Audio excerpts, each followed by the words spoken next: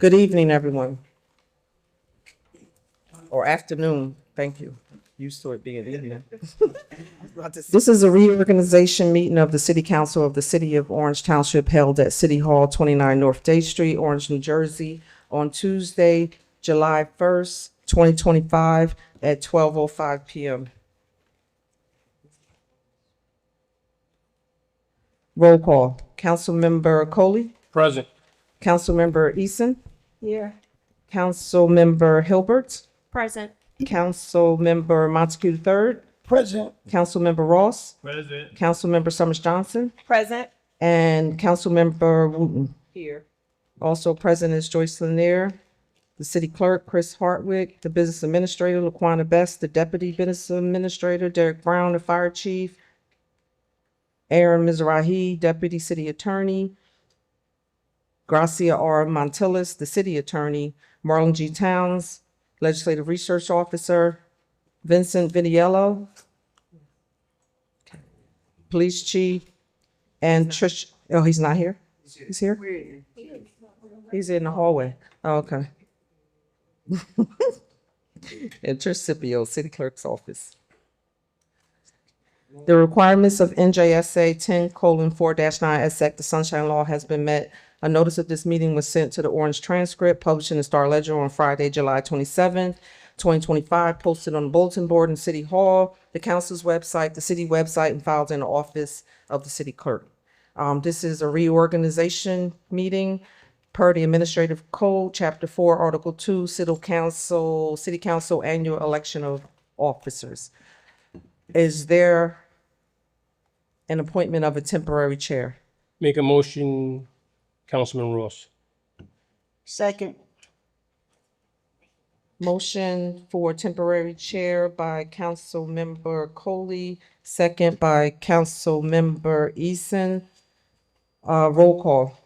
Councilmember Coley, Yes. Councilmember Eason, Yes. Councilmember Hilbert, Yes. Councilmember Montague III, Yes. Councilmember Ross, Yes. Councilmember Summers Johnson, Yes. and Councilmember Wooten. Yeah. Nomination for council president? Well, Councilman Ross has to go with the, Oh, sorry. Councilman Ross, Thank you. Councilman Ross, you have You to got go it. to the seat up there.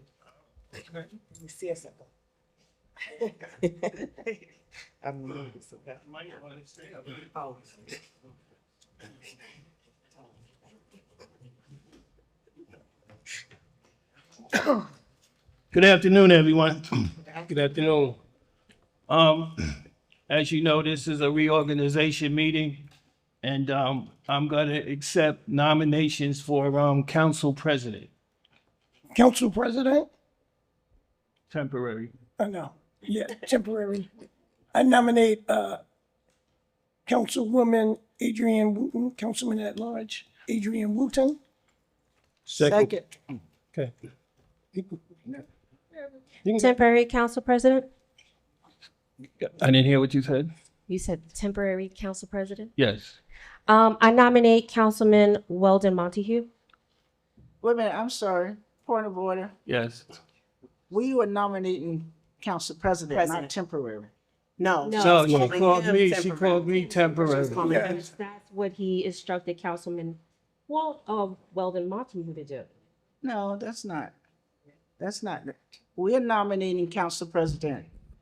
Montague Is there, nominated. so there are two nominations, right? Can you clarify for her, There are please? two nominations, right? There's you made a motion to nominate somebody else? Is there a Yes, second? I said, I addressed the council president. I said temporary council president. I nominate Councilman Weldon Montague. The councilwoman misheard. Is there a second? There's no second. Can I get a motion to close nomination? Motion to close? Second. All in favor? Aye. Okay, Now, I think, don't we have to do a voice we vote? gotta do a roll call? Yeah. Roll call. Councilmember Coley, Yes. Councilmember Eason, Yes. Councilmember Hilbert, No. Councilmember Montague III, Yes. Councilmember Ross, Yes. Councilmember Summers Johnson, Yes. and Councilmember Wooten. Yes. Congratulations.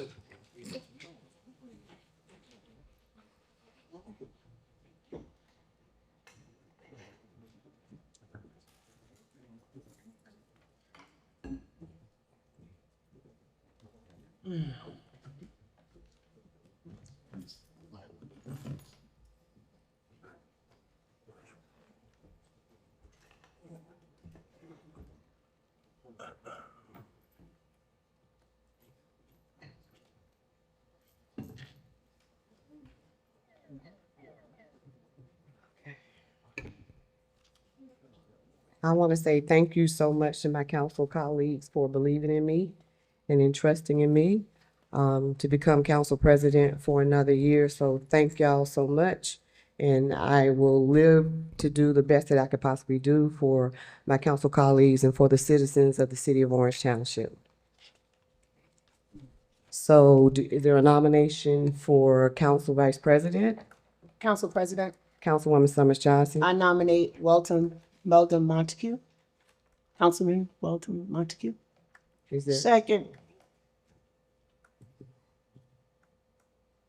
So the motion is made by Councilmember Summers Johnson, second by Councilmember Eason.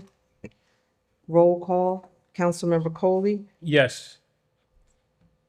Councilmember Eason, Yes. Councilmember Hilbert, Yes. Councilmember Montague the third, Yes. Councilmember Ross, No. Yes. Councilmember Summers Johnson, Yes. and Council President Wooten. Yes.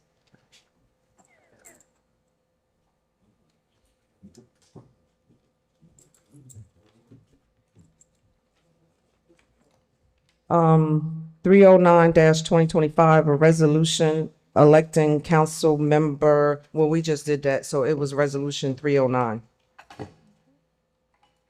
Motion to adjourn? Motion to adjourn, Summers Johnson. Second, Hilbert. Did you want to say something? Oh, did you want to say something? Second, Hilbert? Yes. Motion by Councilmember Summers Johnson. Point of order. Oh, Should we have voted? Yeah, for Monty. Yeah. okay. Yeah. Or did we? Well, I don't know. I just said that. Yeah. Yeah. 309-2025, a resolution electing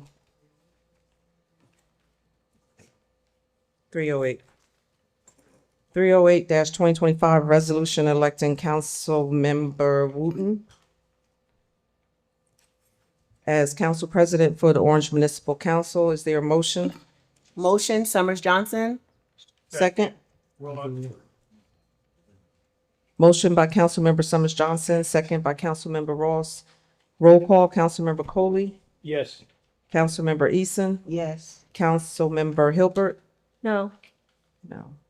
Councilmember Montague the third, Yes. Councilmember Ross, Yes. Councilmember Summers Johnson, Yes. and Councilmember Wooten. Yes. So that's 6 yeas, 1 nay. The motion passed. Nomination for council president. Council vice. I know. Okay, well, I'm just reading from my thing. 309-2025, a resolution electing Councilmember Weldon Montague III as council vice president for the city of Orange Township. Is there a motion? Motion, Summers Johnson. Second, Wooten. Motion by Councilmember Summers Johnson, second by Councilmember Wooten. On the motion, seeing none, roll call. Councilmember Coley, Yes. Councilmember Eason, Yes. Councilmember Hilbert, Yes. Councilmember Montague the third, Yes. Councilmember Ross, Yes. Councilmember Summers Johnson, Yes. and Council President Wooten. Yes. Motion passed. Is there a motion to adjourn? Motion to adjourn, Summers Johnson. Second, Wooten. All in favor? Aye. Any opposed? Meeting adjourned at 12:14 p.m. This is a conference meeting of the City Council of the City of Orange Township held at City Hall, 29 North Day Street, Orange, New Jersey, on Tuesday, July 1st, 2025, following the reorganization meeting. Roll call. Councilmember Coley. Present. Councilmember Eason. Here. Councilmember Hilbert. Present. Councilmember Montague III. Present. Councilmember Ross. Here. Councilmember Summers Johnson. Here. Council President Wooten. Here. Also present is Joyce Lanier, City Clerk, Chris M. Hartwick, the BA, Laquana Best, the Deputy BA, Derek Brown, the Fire Chief, Aaron Mizrahi, I believe I saw him here. Gracia Montelis is here. City Attorney and Deputy City Attorney Marlon G. Towns, Legislative Research Officer Vincent Vidiello. I saw him too. So. And also Tricia Scipio from the City Clerk's Office. Please be apprised anyone, we have a moment of silence.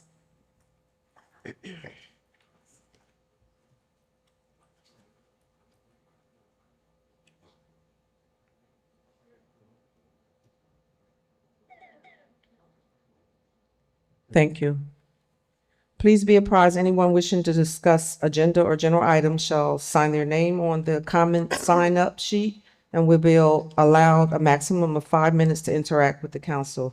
The requirements of NJSA 10:4-9 et sec, the Sunshine Law, has been met.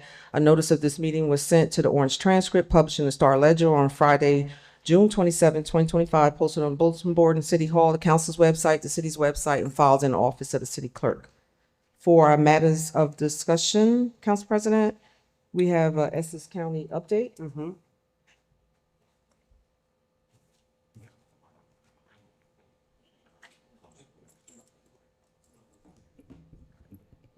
Good afternoon, members of the council. Good afternoon. Again, as always, thank you for having us. First, before I begin my remarks, I just would like to congratulate you, Council President Wooten, on your reelection, leading this body. Additionally, congratulations to you, Councilman Montague, on you ascending to leadership as Vice President. And Councilwoman Eason, thank you for your leadership last year in leading this body as well. Just have a few updates. As always, I send greetings on behalf of our County Executive, Joseph DiVincenzo. Just would like to thank again all who joined us. Some photos should have been sent to your office for those who joined us for the remodelization of the Thomas Boulevard Bridge. As always, our County Executive prides himself in modernizing our infrastructure, and that's no different than what is taking place right now in Essex County, Monty Owen Park. Just a few updates on that front. We're pleased to announce that Orange Park's new building have a tentative open date sometime of September 5th, but that has not been determined as of yet, but just put that on your calendars as a radar that we are planning, expecting to be completed and opening again September 5th. Additionally, there was mention on our monthly mayor's call that there was going to be a renovation of a new playground in the park. Right now, we are in the redesigning phases for that particular project as well. So we will provide you with additional details once the RFP has gone out for the design. I did submit to the clerk's office the list of our summer calendar schedules, which you all should have probably received. I'm not going to go through the entire list of events, but we have some events that's happening actually in Essex County, Monty Owen Park. Not to mention, we're still working towards addressing the issue with the parking on Central Avenue. Commissioner Cooper and I, along with any member of this body that wish to join us, will be discussing next steps to try to get some resolution for those residents that have been impacted by ticketing. Additionally, Councilman Montague, we just need to nail down a date when you and I and that cricket team can come together.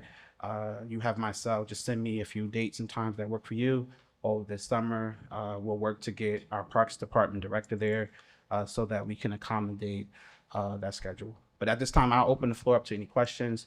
Just always happy to be here to be a partner with you all, and we're going to continue to move this township forward, and also putting Essex County first. So through your chair, Madam President, I'll open through your chair any questions that the members of the council may have. Okay.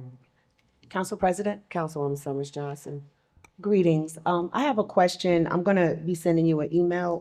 Claremont Terrace is where the Monty Irvin statue is. It's South Center, Claremont Terrace, and South Harrison.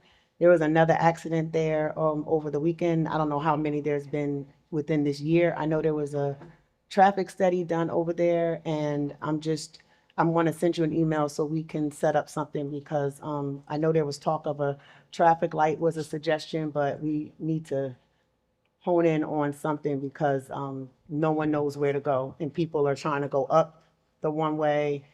They're not yielding at South Center, and they're not yielding at South Harrison.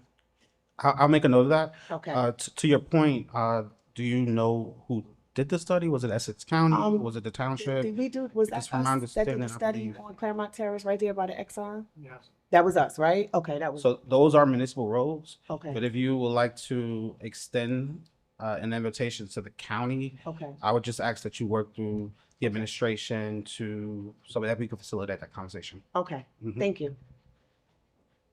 Anyone else? Yeah, Council President, Councilman Ross. thank you for being here. Just a quick question. One of the last meetings I asked about, I made notice of the fishing derby. Wasn't able to attend. I don't know if you was there, but do you have any idea how that turned out? Was a lot of folks there from Orange? From my understanding, from watching the county executive social media, I believe that it was well attended. Events in and around our park system excite residents in light of the warmer months. So from my interpretation of the photo, I believe it was well attended. Okay. And that was well stocked with fish? It was publicized on our Department of Recreation and Cultural Affairs website. And from my understanding, I believe some form of flyering went out in reference to all of the derbies throughout our county park system. Now, do you catch and release or you keep them? What do you do? I think that's a little above my pay grade, but they catch them and they measure them and they decide, who wins. And I personally wouldn't, I personally believe in catch and release, but everyone doesn't share my philosophy. So All right. Well, thank you. I was just we all love the curious. fish. Anyone else? So Councilwoman Easton. just so you know, yesterday I sent an email to Phil and Sanjeev, asking for a stop, left turn light as High and Washington, Star Tavern, because sometimes that traffic is all backed up all the way to Thomas Boulevard because there is no left turn signal. So I sent them an email, so I'll see what the response is, but you might get follow up with that also. When you do that, can you forward or copy Send me your on the address. email? I have I'll your email address. I'll send it to the clerk so she can I send it. CC'd the mayor and I think Marty Mays on it. Yes, just copy me or send it to me so that I can be like a running back and I can Send me your email. keep points on what's happening with it because our chief of staff is quite busy and Sanjeev is quite busy. So I didn't as have the a chief liaison, for us, so don't say that. I mean, that's why I'm here. So I can run point on that for you. So just let me know. And It's like I said at the last ribbon cutting, keep spending money in Orange, we need it. Definitely. Thank you. And one more thing, Council Councilman President. Ross. I mentioned a couple of months back on Harrison. There's a post missing. There's 3 posts where you couldn't enter into the parking lot off of Harrison. It's yours? Still has not been replaced. So this is entrance into the park Yeah, into the parking lot. parking lot. Yeah, there was 3 posts there. One has been missing for months, and I mentioned it to you months or so ago, and still hasn't been replaced. Did you send it in writing? Probably not. Can you? So I make notes at these meetings, but as we adjourn, If it's possible, you can, memorialize it in writing Gotcha. and follow up so Alright. that I can immediately connect it to the appropriate individuals so that we can get that addressed. And I apologize for that oversight. Thank you. Anyone else? Thank you so much, Mr. Bledsoe. Thank you, Madam President. Is there an update from the Health Department?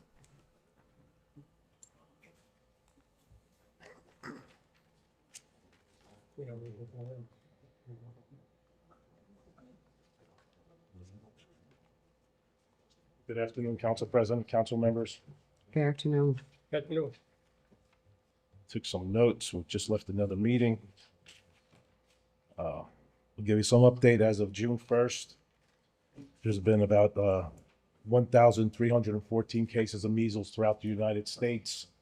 774 were just in Texas alone, just to give you some insight. COVID report has been really low.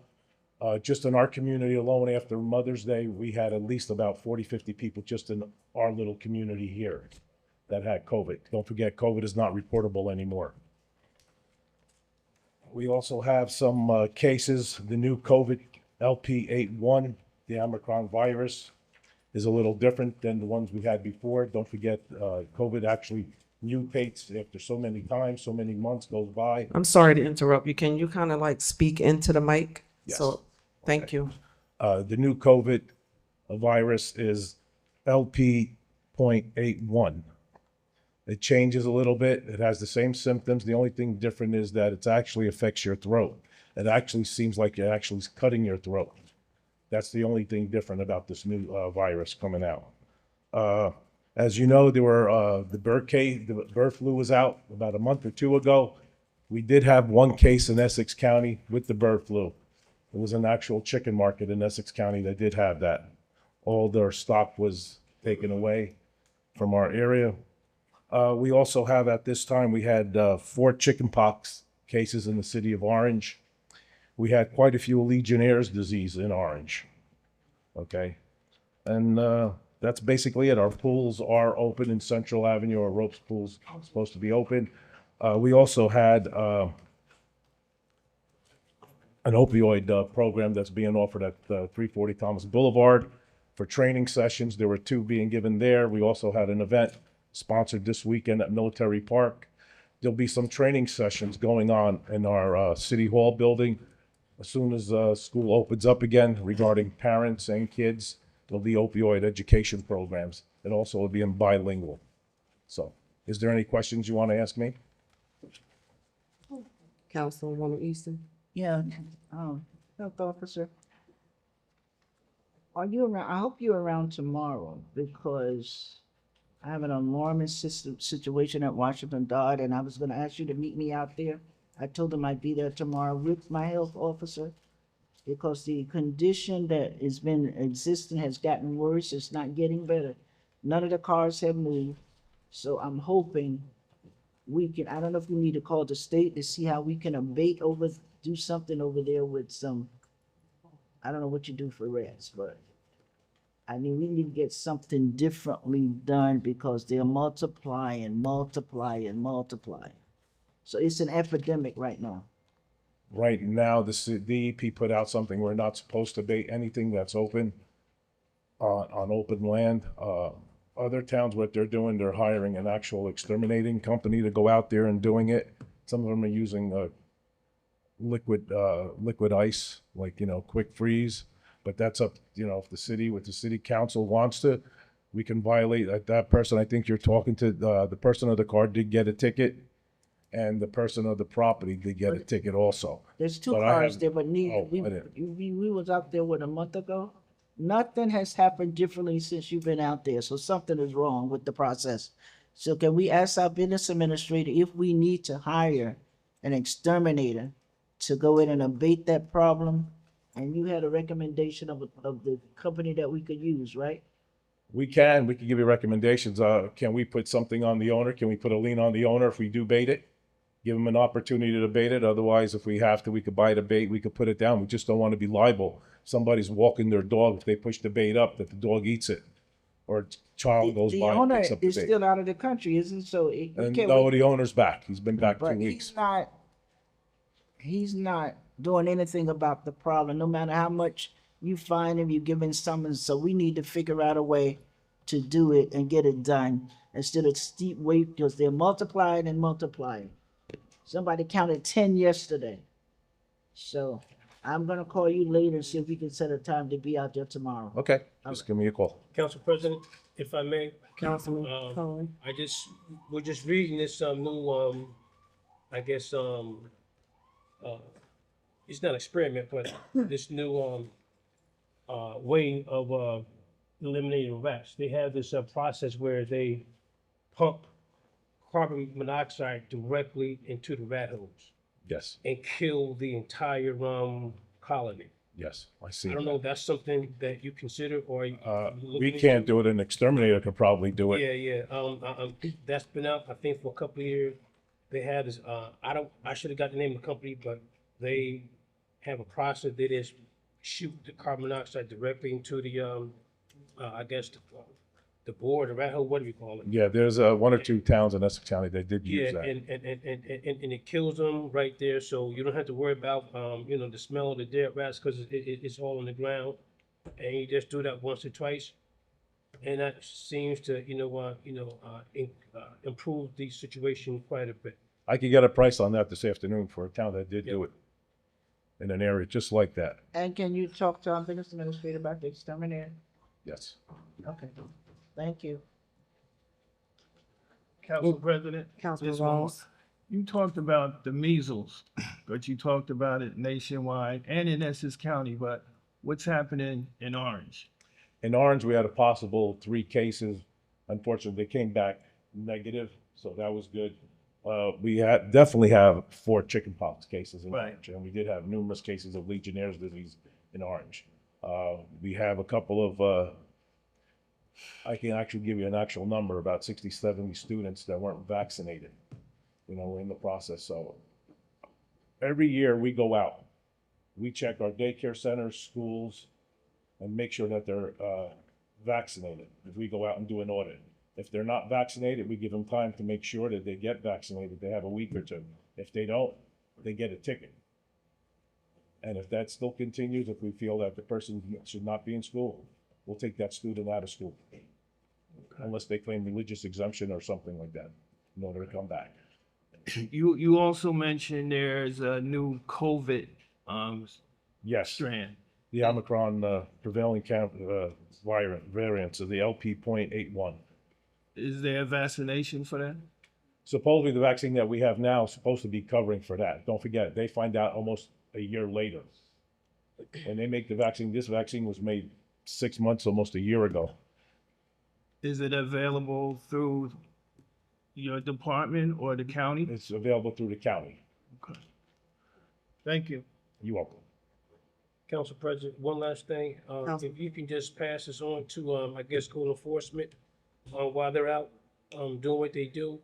The rats, they seem to multiply, I guess in areas or properties where it's just overgrown growth and it's just a lot of, garbage all over the place.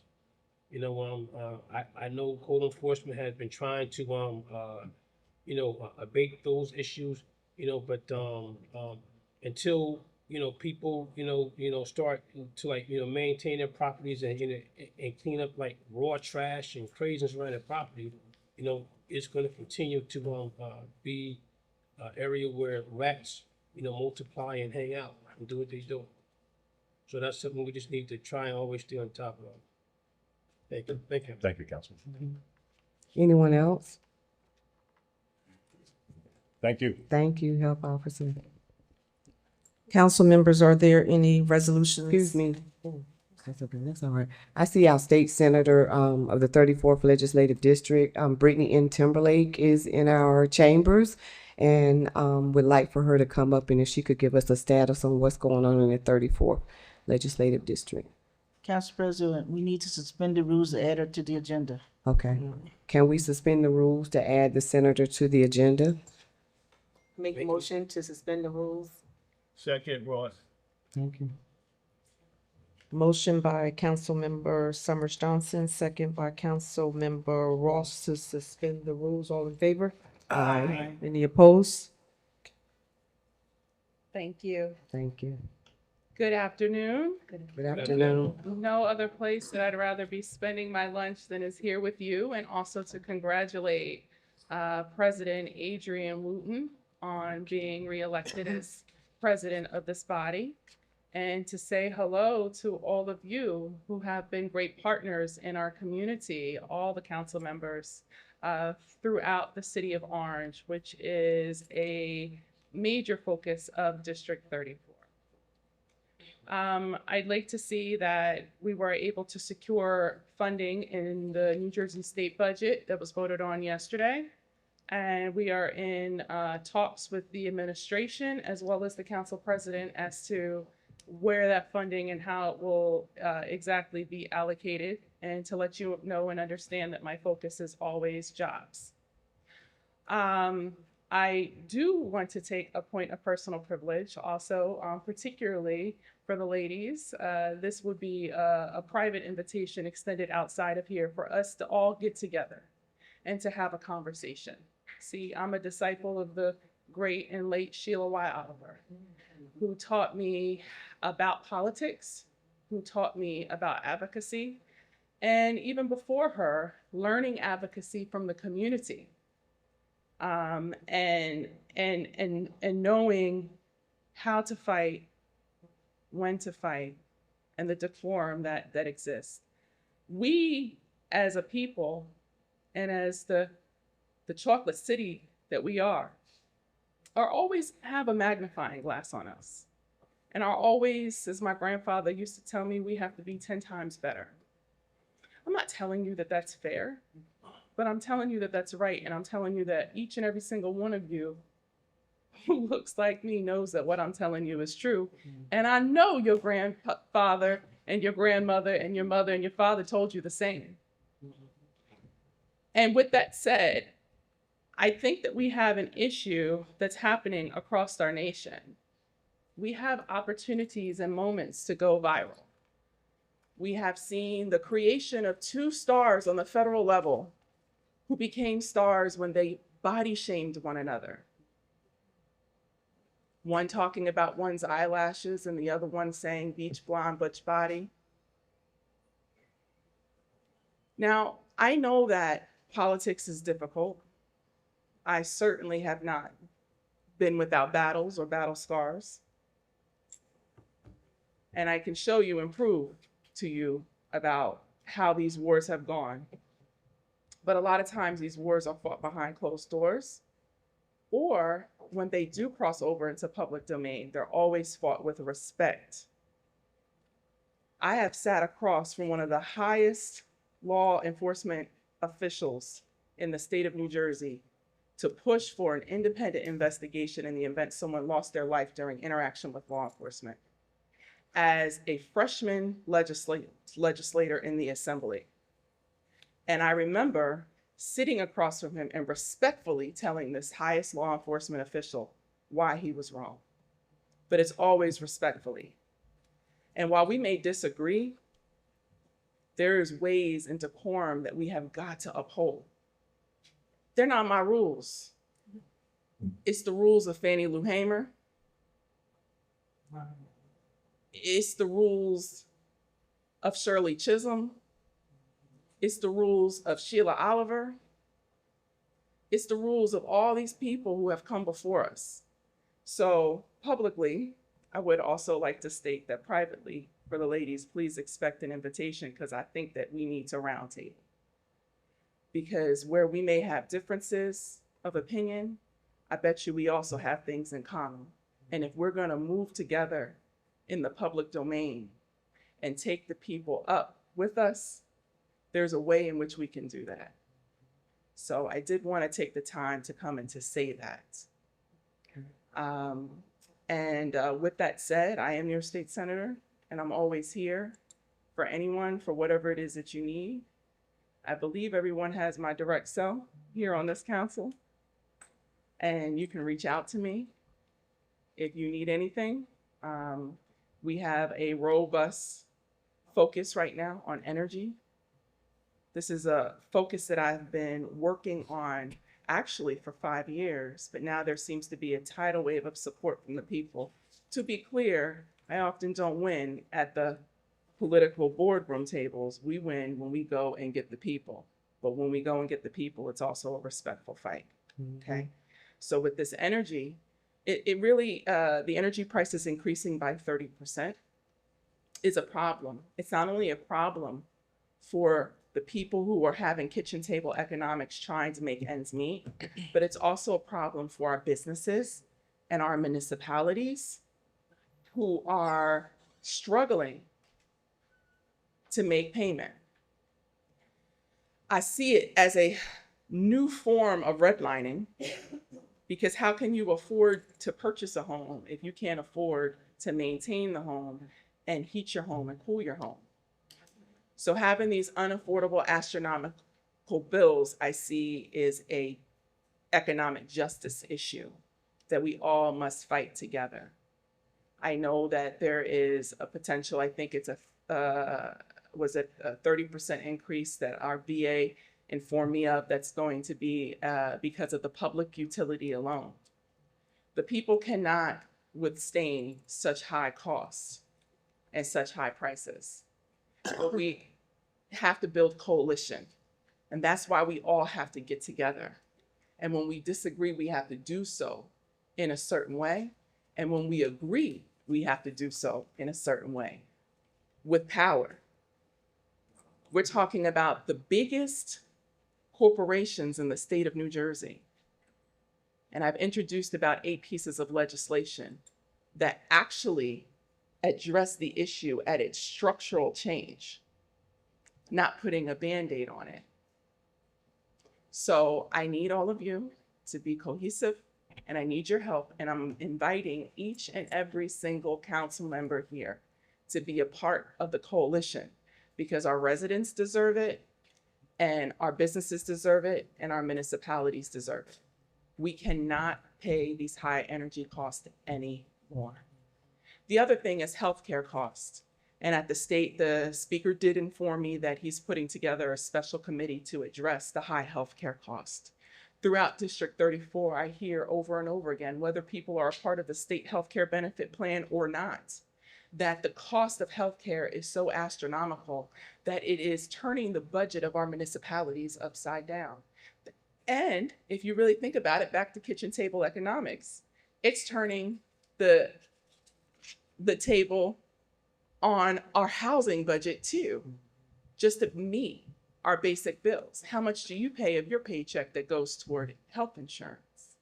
If you don't get sick, you don't get that money back, right? Once it's spent, it's gone. And we need health insurance, but we also need health insurance reform. So these are some things that we're focusing on. I do like what the city of Newark also just did with universal income. We're going to see, with a lot of cuts that are happening at the federal level and what's happening with these tariffs and the way our world is going, there are going to be some concepts that have traditionally been placed in the progressive or radical or socialist box that are now going to be taken out of that box and be accepted by people of all parties as an absolute necessity. Why? Because inflation is so high. Affordability is not even necessarily a word that we have access to anymore. And it's going to come a time, and you also have the pending crisis of AI, which is going to replace jobs. You may have seen me on the front lines down at the Port of Newark, and I joined some of you there. I know our council president was there, and our mayor was down there also on the picket line protesting automation. They're protesting being replaced by robots. Yes, we've made it here to a movie starring Will Smith. And I intend to keep my Chuck Taylors on, the way in which, if you remember the movie, Will Smith did as well, and fight against the automation and not trust it but so much. At the same time, we have to be open to innovation and to technology. We have to accept that times are moving and that we do need to accept and embrace that technology, but it is our job to build in protections for the people when this innovation becomes a pending threat to household incomes. So there's many things that I am working on that I invite you to be a part of. And just remember, it's always best to have the conversations going between one another so that we can really progress. This public office is not about seeing my name in lights. It's not about seeing your name in lights. It's about purpose. And that's why I always say principles over politics. So I invite everybody to be a part of that. And I thank you for being a part of it thus far. And again, I'm just a phone call away, and congratulations to Councilwoman and Council President Adrian Wooten on your second year of being the president. I think you've been doing a fantastic job. Thank you. Thank you, Senator Timberlake. Well, yeah, Council can I ask President? someone Council, question? Councilman Coley, Senator, Senator. I just have one quick question for you. Regarding Senate Bill 1076, that's that bill that I don't know if it's in committee or did it pass committee, regarding the I guess the tax exemption for the veterans regarding the percentages. Do you know where the current status of that particular? I don't know off the top of my head exactly where it is. I do know that I'm in support of it, and I'm a co-sponsor of that bill and believe very deeply in it. And I want to thank you for your service, Thank you. Council Member Coley, and for your service in one of the Army's most elite units is 82nd Airborne. I always tell you that I think that sometimes you don't get as much credit for not only being a police officer who has served, but to be trained to be anywhere in the world in 18 hours. 18 hours. And to be trained to jump into battle armed into war. That's the 82nd Airborne, paratrooping into war. So, you know, that is one of the most elite units in the armed forces. And I want to tell you, thank you for your service. And you know I know all those things because I'm the daughter of an 82nd Airborne paratrooper. So I know the life. And our veterans should. You do all that and sign up. And by the way, they're signing up to do all that in my Father's Day for less than $50,000 a year. I don't know about you, but how much would somebody have to offer you to get you to jump into war with a gun and a parachute? It would be, I'm sure, a lot more than 50,000, right? So we have these troopers who are putting their life on the line.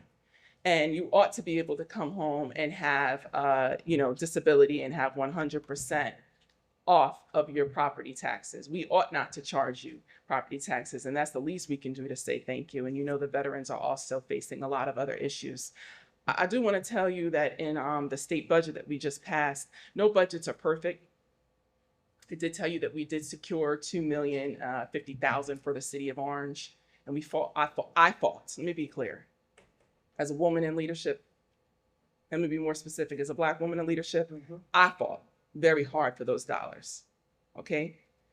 But the state budget, while it does some property tax relief, and we did fully fund the pension, which is great, there are some things that need to be changed. And there has been a commitment from leadership to come back to discuss those things. I only started thinking about the state budget off of your question because we were talking about veterans and support.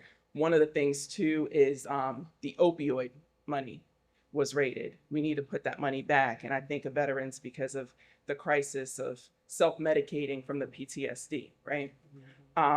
Climate fund, we need to put that money back. The Affordable Housing Trust Fund, there hasn't been there's about 3 great allies to that Affordable Housing Trust Fund, myself included, in Trenton. As you know, think about how hands changed the space of Orange and took those vacant and abandoned properties and turned them to productive use. It was through subsidies and things available, so we need to make sure we have that. Also Communication Workers of America and back to healthcare and their issues. So this summer, hopefully we will be able to put some more money back in the budget. The governor wanted a $6 billion surplus. He got that plus $700 million. So my ask is that we take that $700 million and allocate it to all those funds that unfortunately were disinvested from. Senator, thank you very much. Thank you. Councilwoman Easton. Senator, first, let me just thank you for your advocacy for the city of Orange and for supporting us in our budget crunch. Thank you so much. We appreciate you.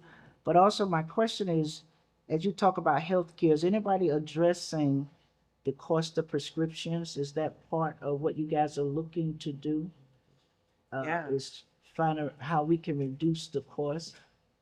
I think I got one the other day that the prescription alone was $800. Fortunately, the insurance company paid for it, but I'm saying for people that don't have that option, are we looking at how we can, especially for our seniors? I agree. Regulating prescription drug prices is an absolute necessity. And I know that the late and great Congressman Donald Payne Jr. was working very hard on that and had made some achievements and advancements, but it's still not enough. I mean, listen, let's face it, right? America, it is a capitalist country, right? But there are some things that should not have been allowed to be publicly traded. And some of those things include that in which exists within our healthcare sector and also energy, as I was talking about. And because it is publicly traded, there's this profit-driven mentality. And your life is literally on the line just so somebody can make a profit. And people are not able to afford these things. So there has been discussions in the Senate regarding that and addressing these things as much as we can because it does have a wide federal purview. Thank you. Anyone else? No? I'm gonna stand here for a little while. 'Cause I was like Sonic before. Council President. Councilwoman Hilbert. Thank you so much, Senator Timberlake, for visiting us. I want to say this is my first time seeing you, and you just spoke so eloquently, and it's very motivating, and very inspiring. So thank you so much for being here. My question is in regards to what recommendations or feedback do you have to give to us in the light of what is happening with the TPS and the refugees and the people that call Orange home or District 34 home? What recommendations or feedback or encouragement you have to help us support them as they still reside here? Yeah, that's a really great question, Quantavia. You know, my office did put together a Know Your Rights packet. And the packet has been circulated throughout the community. We have to be careful when we're hosting programs to do a Know Your Rights seminar because there have been situations where there has been a seizure that has occurred at those types of programs.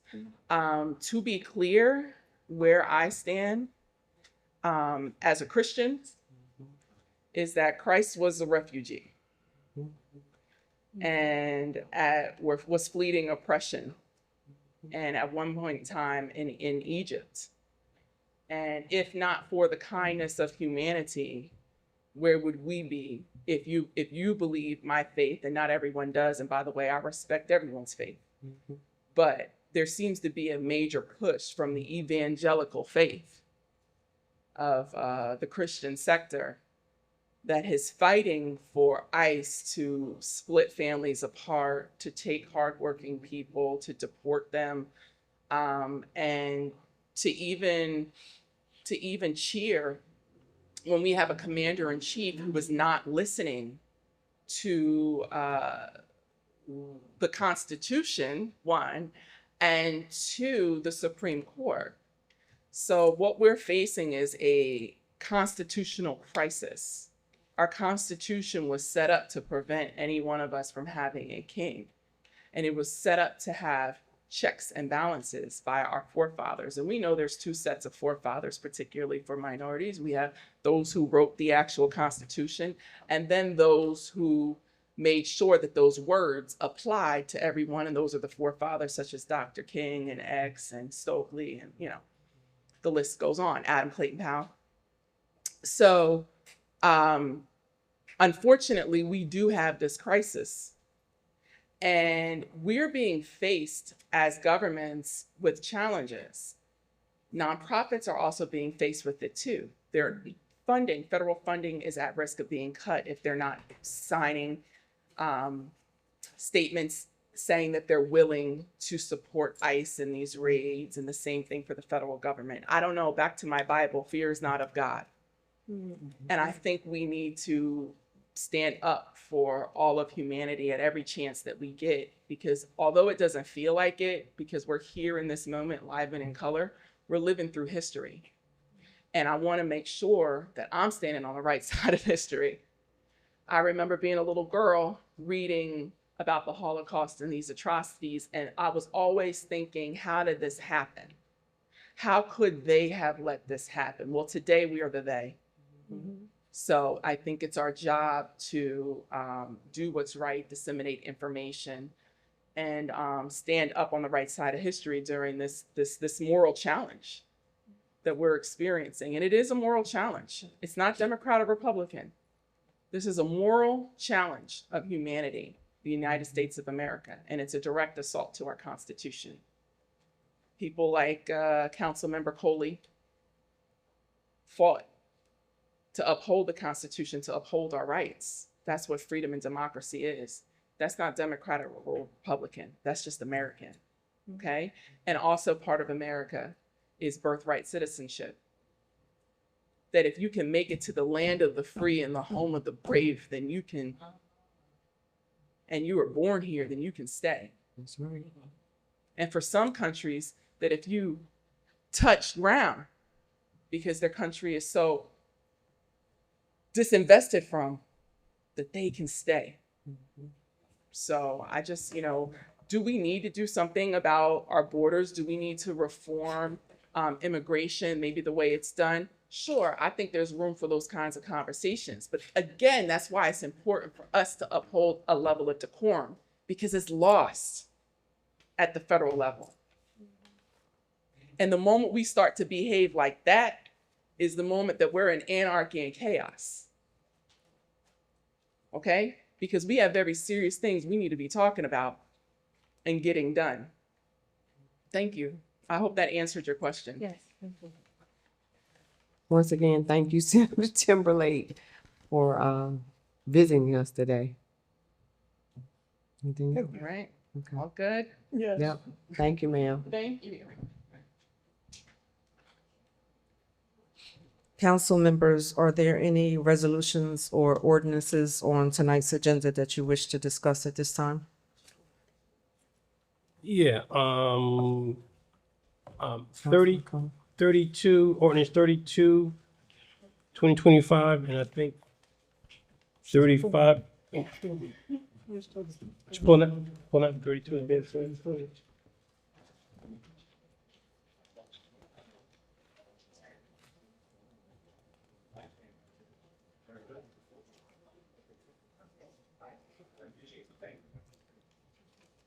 So Councilman Coley and council, I should have said, prior to that, like 32, 2025 would be pulled until further notice. Could you repeat that? 32, 2025. Council President, Yes, ma'am. could we have our business administrator explain 312 and 320? Yes, ma'am. And I think, what's the other one? 317 Yes. and 319, because some of them, the funding doesn't match what's in the heading. So you said Certification 320, of 317, 312, 320, 312, 317, and 319? and 316.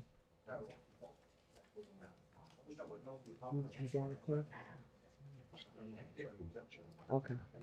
Well, we might need Marty. Is Marty here?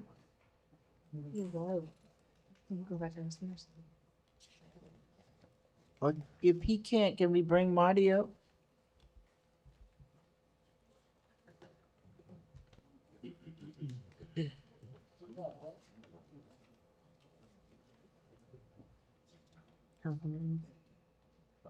Is she finished? You finished? Yeah, she gave up, she Don't gave wait for an a explanation. laundry list. 312, 317, 320, and what was the fourth one? 316 and 319. And 319.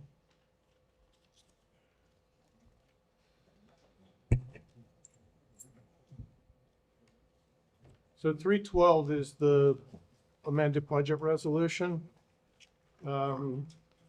The primary difference between the budget that was introduced and the amendment that's before you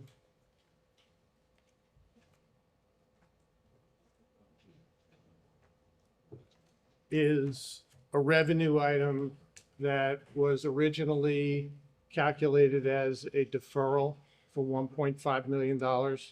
Those negotiations with the unions did not go well. We needed all of the unions to agree to that deferral. We substituted in place of that 1.5 from the deferral, $1.5 million of development fees or community benefit fees. The rest of the items are transfers in order to balance the budget within each department based upon changes that were made or comments that were made during the budget hearing process or adjustments that needed to be made based upon revenue adjustments. So as I said, the big change is the substitution of the revenue item. And that changes both the revenues and the appropriations as reflected in the amendment before you. And the amendment has to be read in full before it can be adopted. But did we need to have a working session before we put this on the agenda? No, you would have you had a working session that you adjourned. And these are the changes that would be necessary to move forward with your local finance board application pending July 9th. Now, there may be another change based upon what the senator said she has procured in the state budget. We didn't know whether or not that was going to be procured until late last night. So we prepared this budget amendment based upon that not being the case. And so the balance of the budget remains what was introduced and adopted, well, introduced and accepted by the council back in May. So, Mr. Administrator, my question, I guess, is so. Can you speak into the mic, because the air conditioner? Can you hear me? Now, Based on this, you said we don't need to have a working session, right? correct. So these amendments is what we went over when we went through the budget. By and large, these are the amendments that were caused by the changes that were reflected in the budget discussion. And when you insert the 2 million that she talked about, will these numbers change? The revenue numbers will change, and the size of the appropriation cap waiver will change based upon discussions that will have to take place within the administration, and then I would assume with certain members of the council or members of the council, we may need to amend the budget again before adoption on the scheduled adoption date. But we have to have a budget that has the amendments in it that we have now in order to go before the local finance board. We would notify them if there was a change between now and when that hearing is.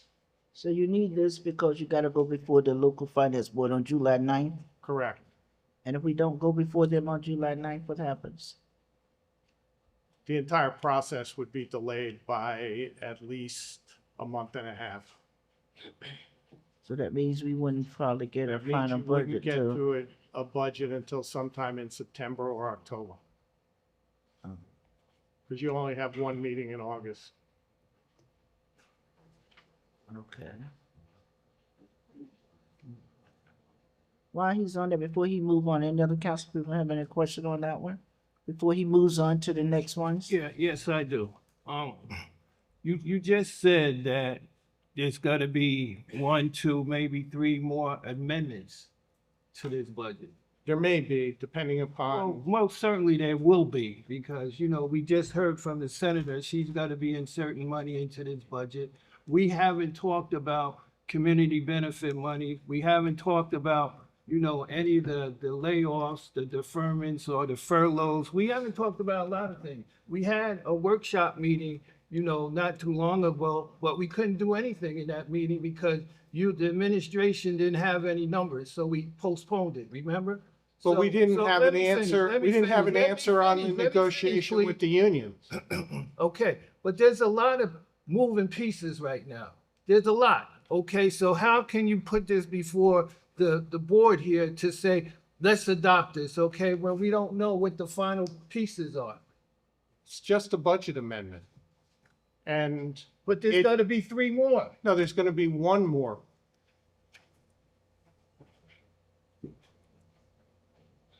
Well, why can't we wait until we get it?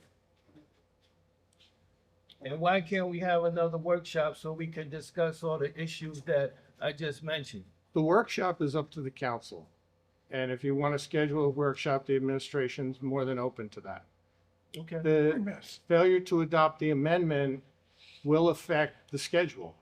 And yes, there will be another amendment adopted, hopefully, depending upon those discussions. There's no harm done to the final budget by adopting this amendment. But if we adopted this agenda, it's going to change. So why even go through that right now? Because you have to have an amended budget that reflects appropriate revenues when you go to the local finance board. So you're telling me we can't go to the local finance board after we vetted everything out? Well, that would put you Well, in, Chris, we waited all this damn long, this should have been adopted a long time ago, so I don't see what another week or two. it's not a week or two, it's a month or two. Oh.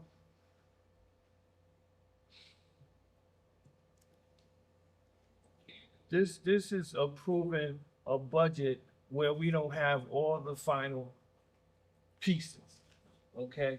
Which, how can you do that? It's You know, approving, just to send it to the local finance board? it's approving an amendment to the budget that was introduced. The final budget adoption doesn't take place until after the local finance board hearing on the schedule that was provided to you in a memo from your budget consultant.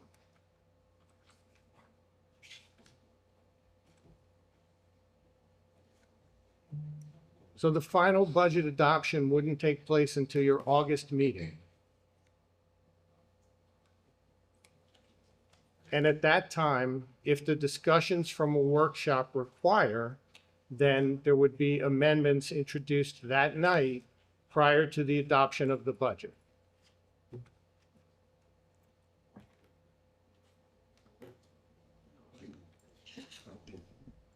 Okay, I hear those said. Councilman Ross, are you finished? Yes, I am. Okay, I didn't want to cut. Council President, Councilwoman Hilbert. through you to the business administrator, because I'm following this dialogue and the questions. So on the very last page, there's a date that says July 15th, right? And so I was thinking that we were going to come back and have another conversation after you went to the committee. So is that when you were planning on doing, or the council was going to do a workshop or something? Because that was my understanding as well. We had to end our last workshop very prematurely because we didn't have enough information to make an informed decision. Not that we're being difficult, there's just so many components to this. And we want to make sure we're not increasing taxes. We want to make sure that we're saving the jobs. We want to make sure we're doing our due diligence. So how can we still work that in? Is it that the finance committee is only meeting once this month so that we won't be able to get another appointment or something like that with them prior to August? prior to September. Could you explain that a little bit more? Sure. So the 15th date that's reflected on the last page of the budget amendment is a publication date for the amendments. That can change depending upon any workshop that you have, as long as the publication is a certain number of days prior to the adoption of the ordinance. Prior to the adoption of the budget. Final adoption of the budget, not an amendment. So the answer to your question is yes, the council can hold a workshop. Yes, the administration can present additional options with respect to the budget based upon developments with the state funds. But we weren't prepared to do that until the state funds were actually secured, and that was 11:40 last night. Thank you. Council President, Councilman Montague? is there a way we can have an emergency meeting, workshop, like coming up like within a few days? Yeah, I think that would be right. Yeah. And did the council approve the 15, what is it, 1.5 million? Didn't we have to vote on that? Well, that would be in the amendment that's before you tonight. Think we need an emergency meeting. Due to the council president, you was, Councilman? but in answer to your question, our next meeting won't be until August the 6th. If we don't approve these amendments for them to go to the local finance board on July 9th. He said emergency meeting. Not the next meeting. Yeah, not No, the but next the emergency meeting will not help with the amendments that's on tonight. Because then you won't be able to approve them till August the 6th. So you're gonna miss the July 9th local finance date, is what I'm saying. This should have been approved a long time ago anyway. So we're not losing time. we understand all that, Right, what we're I'm not saying. losing time. Let's deal with where we are here and now, We should do now. an emergency I meeting. know nothing that's on this. You know, I have the I old one. understand that, This but- is but I'm brand new. saying- I know nothing that's on here. But How all you I'm gonna saying approve is- something that's on here that you know nothing about. If you don't approve the amendments, they will not be able to go to the local finance board on July the 9th, so the budget won't get approved until like August, October. September, October. That's not too far. That's fine. It's always That's anyway. fine. If that's what you guys, I just wanted to make that note. Okay. I'm in favor of emergency meeting, Council President. We just have to be able to plan it and post it in the paper in time. Yes. Okay. Council President, Can we, Could I, if the council would like to have an emergency workshop, you could do that as a 48-hour notice special meeting. And you could place the amendment on that agenda so that if you're satisfied at the end of the workshop, then you could adopt the amendment prior to the hearing on the 9th.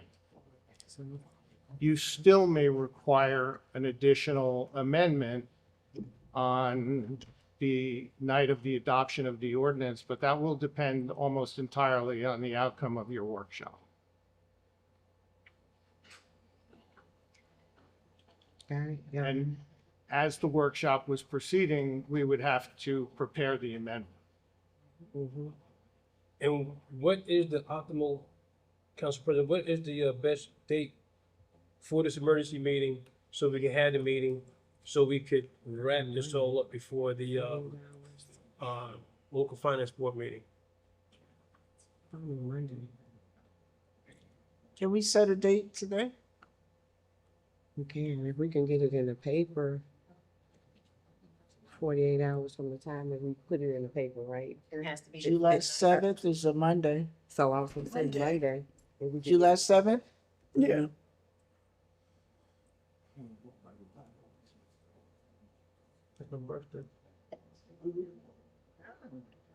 Is everyone good with July 7th? Yes. Okay. 7 o'clock? What time? So we're gonna do it on the 7th? 7, Okay. 7 p.m. Is that a good day for everybody, Council President? Everybody can. So we're gonna, Councilman Hilbert. hold this and postpone it until the, We have to do that 7. July 7th emergency meeting. 7 is good. 7's going. Councilmember Coley, you agree with this July 7th, 7 p.m.? I'm Yes. going through the list now. Yes. Councilwoman Eason, Yes. Councilmember Hilbert, Yes. Councilmember Summers Johnson. Yes. Councilmember Ross, Yes. Councilmember Montague III, Yes. Council President. Yes. BA Hartwick, are you available on July 7th? I will be. Thank you. So July 7th, 7 p.m., emergency meeting.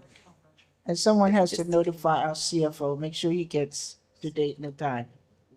This is an in-person meeting? Yes. Yes.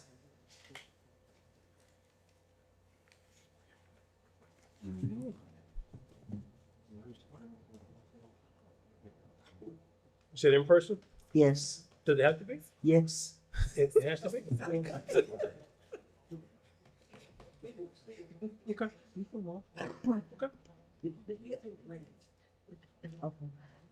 I think we do this. Can we move on? So 16?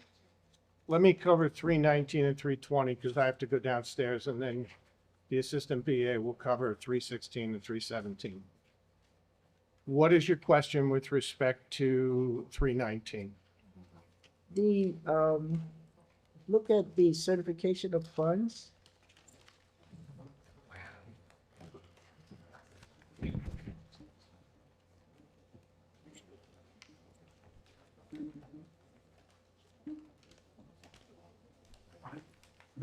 $158, $432.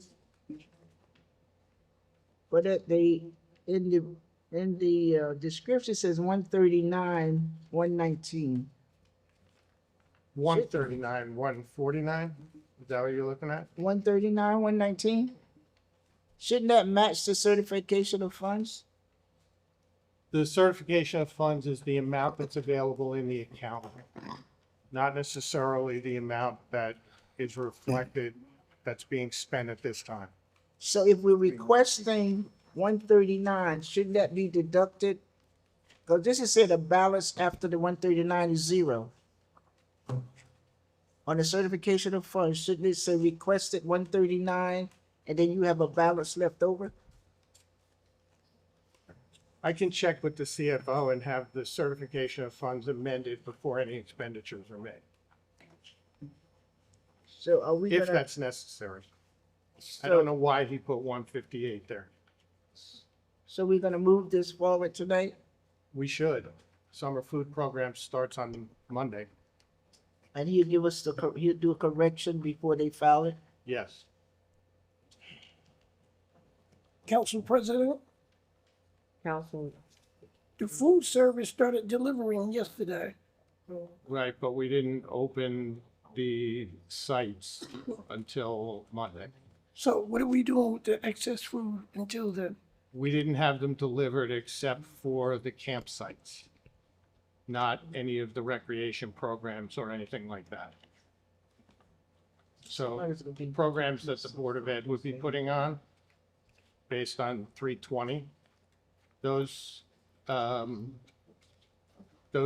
sites were not delivered summer food programs and won't be until Monday. Council President, everybody, we're competing with the air conditioner. Everybody's gonna have to talk into the mic. So, because we can't hear what you're saying. So you're gonna do 320? So 320, because there are potential layoffs or layoffs within the budget that was introduced and the amendments that were introduced tonight. Because there are layoffs and we're a civil service community, we can't hire part-time or temporary employees for the duration of the layoff, which means without temporary employees or part-time employees, you can't run a summer program, you can't keep the pools open, etc. So we negotiated with the Board of Ed a contract so that they would run the programs for us with assistance from 2 administrators who have not been laid off. And we screened applicants and sent over files to the Board of Ed for them to screen applicants and make sure that they have all of their background checks, documents in place, etc. So the employees that we otherwise would have employed for the summer program will be employed through the Board of Ed. The summer programs will be exactly what were planned, and the pools would remain open. And on the 7th, some of the programs would begin, and the balance of the programs would begin over the next 2 weeks as planned. If we don't do this resolution, then I have to close the pools and I can't run any summer programs for the kids. But didn't we pass a resolution for the Y? So do we not use it of this year? That's just for the Circle of Excellence camp. Okay, Circle of Excellence, okay. So the camp would run, period, right? The camp will run. Council President, Councilwoman Hilbert. through you to the business administrator, B.A. Hartwhite, I want to go back to 319 in regards to the food program. You and I spoke about this last summer. I don't think Director Sykes is here anymore. But, no, she left. So I just wanted to ask if we decided to incorporate the surveys with the students and the families this year in regards to their satisfaction with the meals. You can't hear me? Because I thought I was speaking. Speak louder. I can. Louder? Oh, yeah, that sounds better. I'm sorry, did you hear me? Do you want me to I did. repeat it? Okay. I can have that discussion with the director and remind her that that's something that we wanted to do. Okay. Thank you. That's all I have. So 316 and 317, Ms. Best is going to explain. What are the specific questions for? Well, it's the same thing with the certification of funds. Does not match.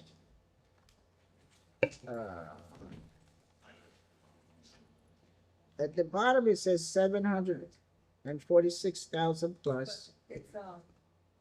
But already said balance before is 102, so that means that's what's left out of the 746. We'll definitely confirm with the CFO, but this one is an additional $11,250, which the initial cost with the 746 has already been accounted for. That's my assumption on that. And then there's a balance of 102, but if you add the additional 11,250, and if you look at the CERTA funds, it deducts from that amount that's the balance currently, which is separate from the 746 of the total grant amount. So where did the 102 come from? That might be just the balance after whatever has been already put into So the this 102 grant. is what's left of the 746,000, but it still said do not exceed it, right? Even though you're spending The new another amount not 11,000. to exceed that, yes. Huh? But we can confirm with the CFO. I don't want to misspeak in his absence. But the gist of this particular resolution is they're increasing the amount of this grant an additional $11,250 for the roadway improvements. See, that's my confusion, because it's saying not to exceed. So I'm assuming of the 746. So you said it's 746 plus still, no, it can't be that, because you still have 90,000 left. But see at the bottom where it also says that on the CERTA funds Yeah. too? Yeah. That's what I was saying. I'm assuming the 102 is part of the 746, right?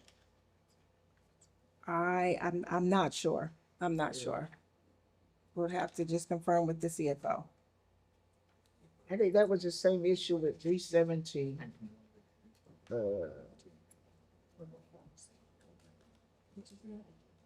She said, we just go on. Okay. I didn't hear what she said. Councilwoman Easton, are you good? And the other one is 317 is our CDBG grant.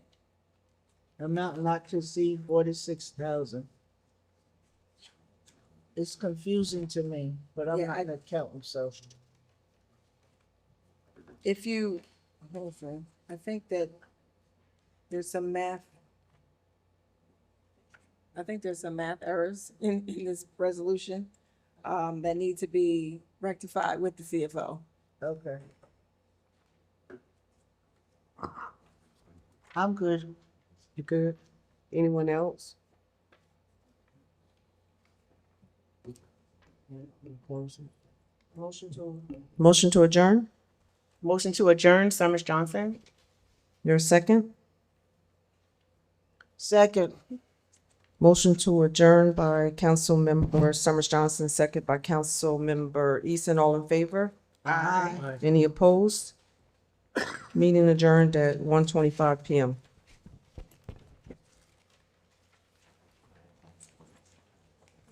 This is a regular meeting of the City Council of the City of Orange Township held at City Hall, 29 North Day Street, Orange, New Jersey, on Tuesday, July 1st, 2025, following the conference meeting. Please stand for the Pledge of Allegiance. Councilwoman Gilbert, would you lead us, please, ma'am? I pledge allegiance to the flag of the United States of America and to the Republic for which it stands, one nation, under God, indivisible, with liberty and justice for all. Roll call. Councilmember Coley. Present. Councilmember Easton. Here. Councilmember Hilbert. Present. Councilmember Montague III. Councilmember Ross. Councilmember Summers Johnson. Here. Council President Wooten. Here. Also present is Joyce Lanier, the city clerk, Chris M. Hartwick, the business administrator, Laquana T. Best, deputy business administrator, Derek Brown, the fire chief, Aaron Mizrahi. He wasn't on. Oh, okay, thank you. Gracia Montelis. He left, okay. Marlon G. Towns, legislative research officer, Vincent Vidiello. He's gone.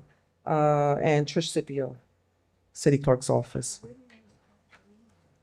The requirements of NJSA 10:4-9 et sec, the Sunshine Law, has been met. A notice of this meeting was sent to the Orange Transcript, published in the Star Ledger on Friday, June 27, 2025, posted on the bulletin board in City Hall, the council's website, the city's website, and filed in the office of the city clerk. Approval of meeting minutes, June 17th, conference and regular meeting minutes. Is there a motion? Motion, Summers Johnson. Second? Second, Easton.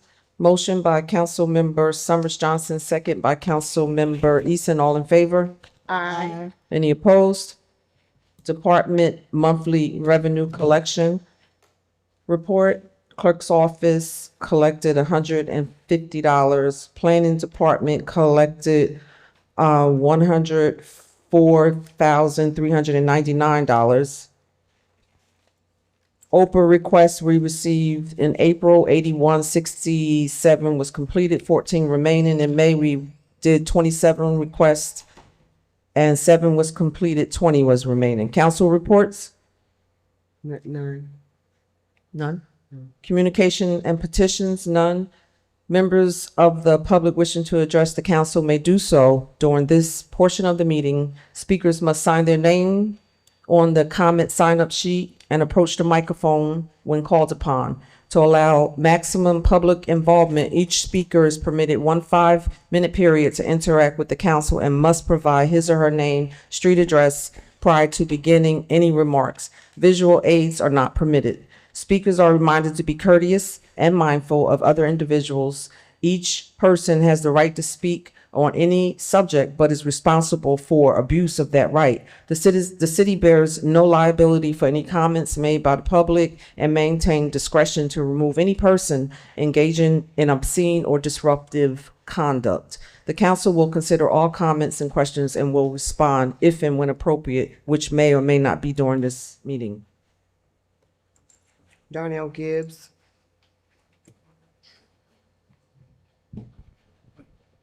Can you hear me? Cool. Afternoon, Darnell Gibbs, 1766 T-Neck Road. So a couple things. Shout out to yous who actually looked at the budget and said it didn't make sense. I appreciate that. Because I'm sorry. Because even I thought it didn't make sense. But I appreciate you guys for actually looking at it and voicing your opinion. That is what the residents asked for. And you guys did exactly what we asked for. So I know you guys get tired of me talking about these tax abatement, but I can't help it because I enjoy them so much.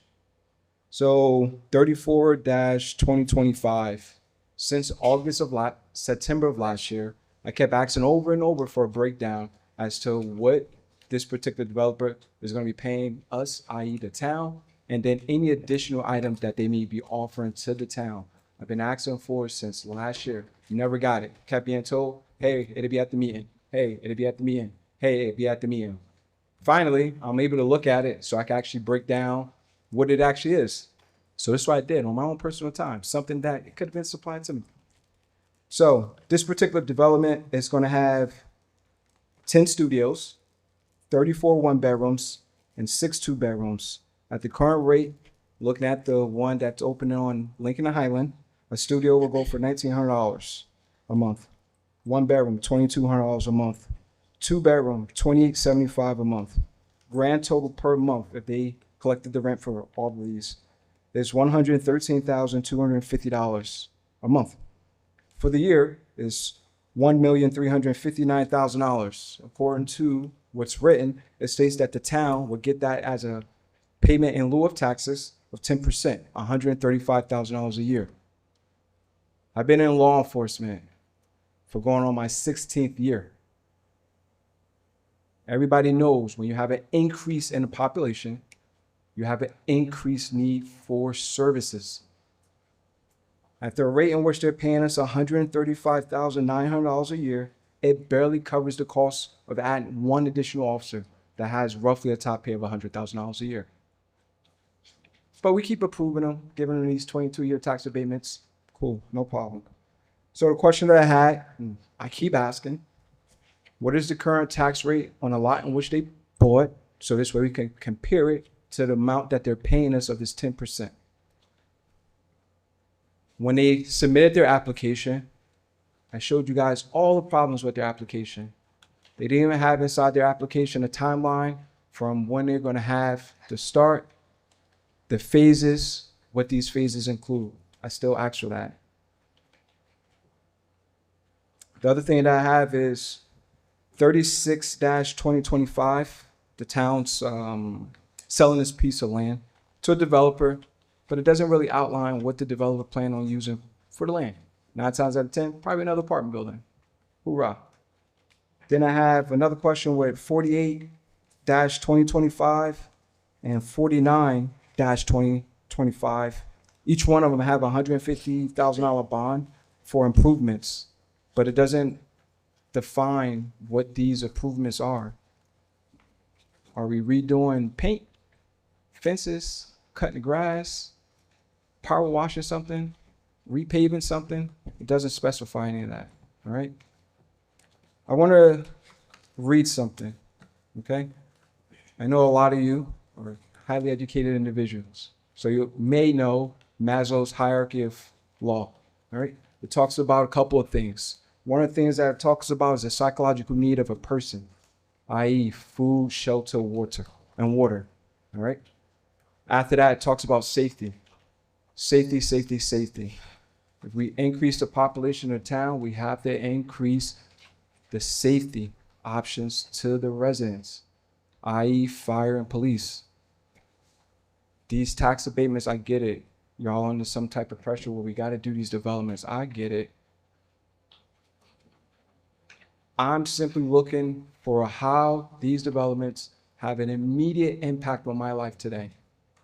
I referenced another township, Roselle Park, where they have the community benefits agreement. I keep hearing we have one. I have yet to read one.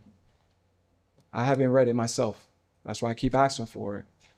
These other towns that I've been to that doing these developments, inside the package for the developer outlines everything that the developer agrees to do.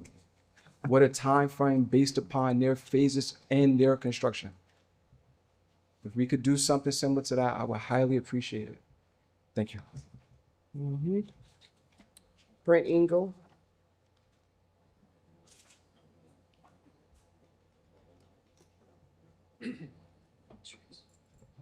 Good afternoon, Brent Engel, 174 Haywood Avenue.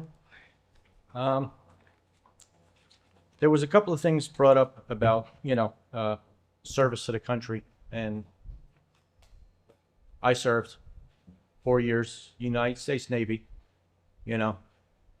Shellback, yeah, I crossed the equator. I did the initiation, I do stand up, for the Constitution, not people. What's written in there, it's what I agree with. I don't get to go around telling people, you got to do this, you got to do that. No, that's not my part.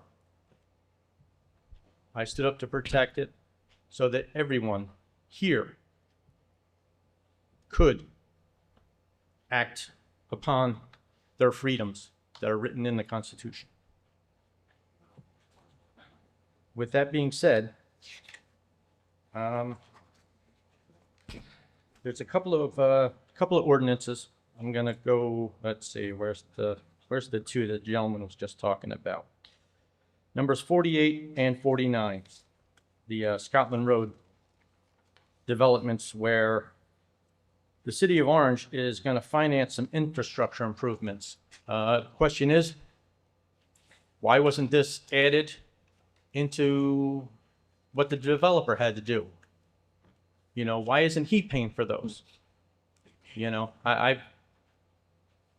After serving in the Navy, I worked at an engineering and architectural firm for almost 30 years. And I've seen a lot of developments. We worked on one of the largest private developments in the state of New Jersey at the time, and it's a senior place up in Quantick. We actually had to do all of the services to connect that development into the local systems. Why isn't this developer doing it? Why is the city having to raise $300,000 to do something that I think the developer should be doing? Secondly, where's that resolution about? It's about people needing to, is this it here? Yeah, 45-2025. Basically about people residing in the city of Orange. In the last election, there was a lot of dirty information put out by people accusing both candidates of not residing in the city. And I think this right here is also part of an attack on somebody who somebody feels does not live in the city of Orange. And I really don't like that. I wasn't at the last meeting, but I did watch it and I heard a lot of accusations. So I'm not too happy about that one. I don't remember any of the other ones that I was reading through, but I think,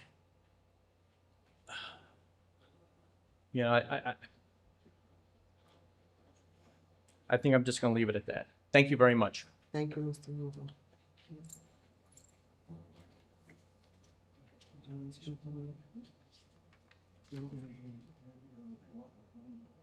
That's it. So a motion to close citizen comments. Motion to close citizen comment, Summers Johnson. Second. Second. Motion to close citizen comments by Councilwoman Summers Johnson, second by Councilwoman Eason. All in favor? Aye. Any opposed? Council comments?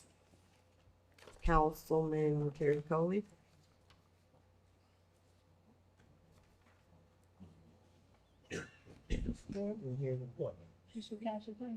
Oh, Councilman. my mom was someplace else just then. All right. There's a lot going on here with this meeting. I'm glad that we were able to get this emergency meeting so we could get this. Hopefully, we can get this final number for this budget before we vote and have it sit down to the local finance board. It's just a lot going on right now, and it's that's all, Council President. Okay. Councilwoman Hilbert. Good afternoon, everyone. I just want to be brief. I want to say, today's July 1st, so we are officially in summer. School is out. Congratulations to all the graduates, including my daughter. She'll be going to Orange High School starting in September. So I'm extremely proud and excited for her to start her new journey along with her friends. Also, it is great to see that we do have a plan to keep our pools open and create a coalition with the Board of Education. I had another question, but I don't see the business administrator here. Did he leave for the? He had to go. He did? Okay. I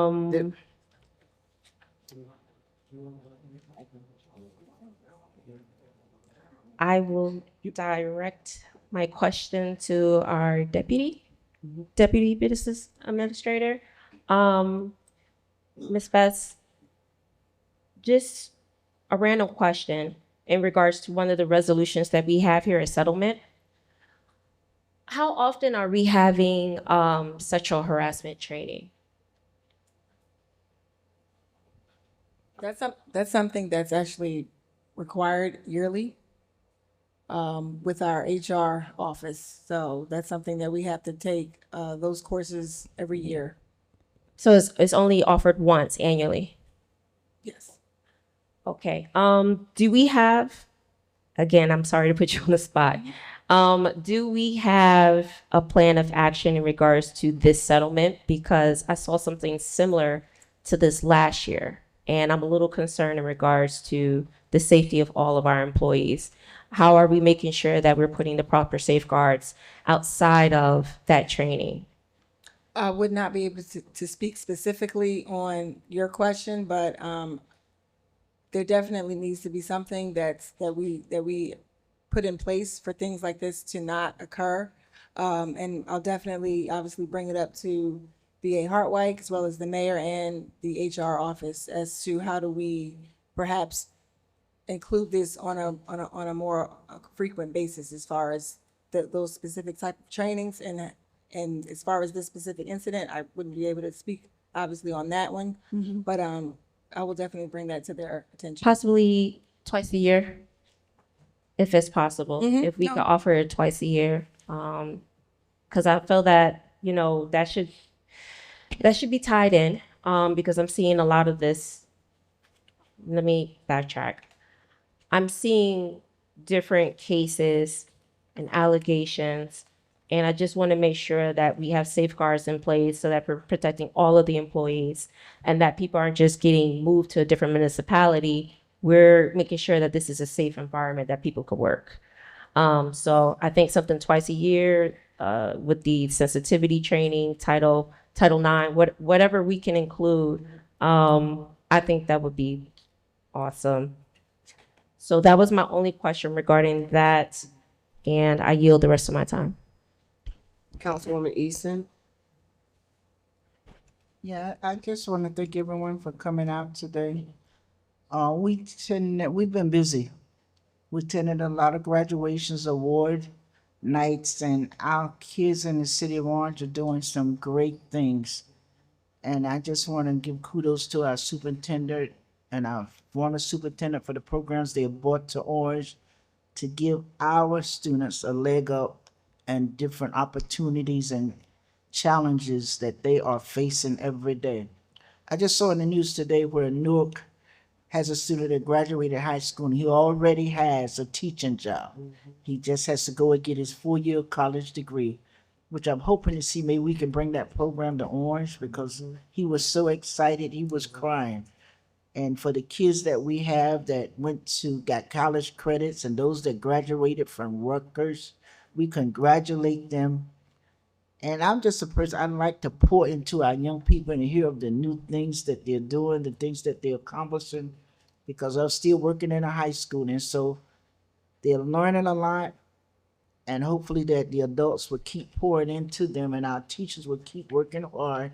Councilwoman Summers Johnson, thank you. Congratulations on the day-to-day, because teaching is not easy. I see that every day, but they have a lot of patience. And we just need to thank them and thank them for the services that they provide. And one other thing, for our police officers, our emergency responders, and our firemen, I want us to keep praying for them. We had a couple to get ambushed this week, which was sad that people go out of their way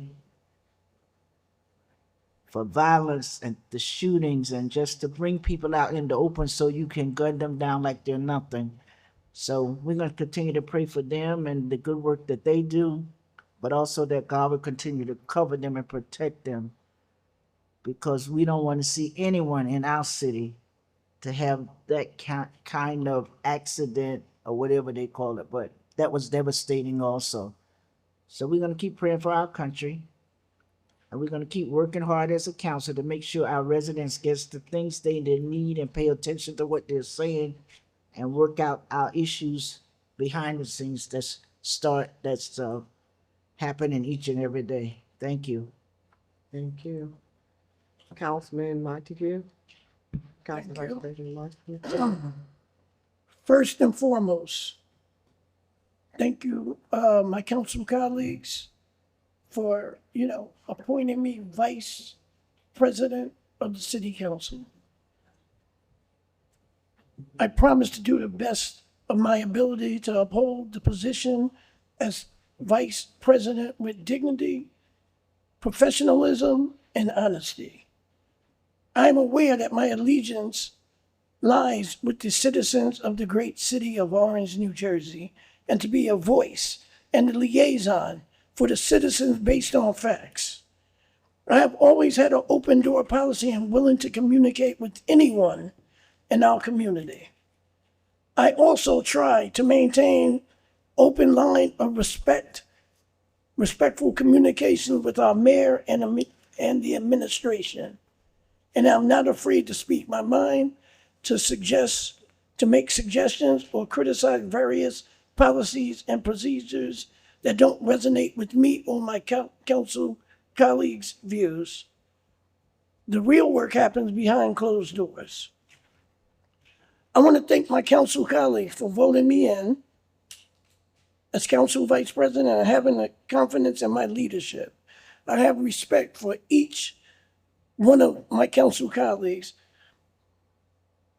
Of course, we're not going to agree on everything, but as adults, we should be able to do so respectfully and professionally.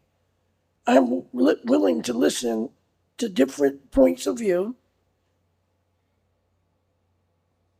and, and base my decisions on my colleagues, constituents, and my years of experience and wisdom. We all have one vote, so we need to work together to make it count. We have to start to reimagine by doing more with less, with strong managerial leadership, prioritizing what is really important. And efficiency is a virtue, and we must adjust along the way. We are resilient, but we all have one thing in common, that we want more. We want a better Orange, New Jersey that we can be proud of. Thank you so much. Next. Councilman Montague. Councilman Ross? Thank you. Thank you, Council President. I have a lot to say. I want to address Mr. Engel. Okay, on my proposed ordinance of 45-2025. If you read it, it has nothing to do with who lives here, who doesn't live here right now, sir. You know, it's for new hires in the future.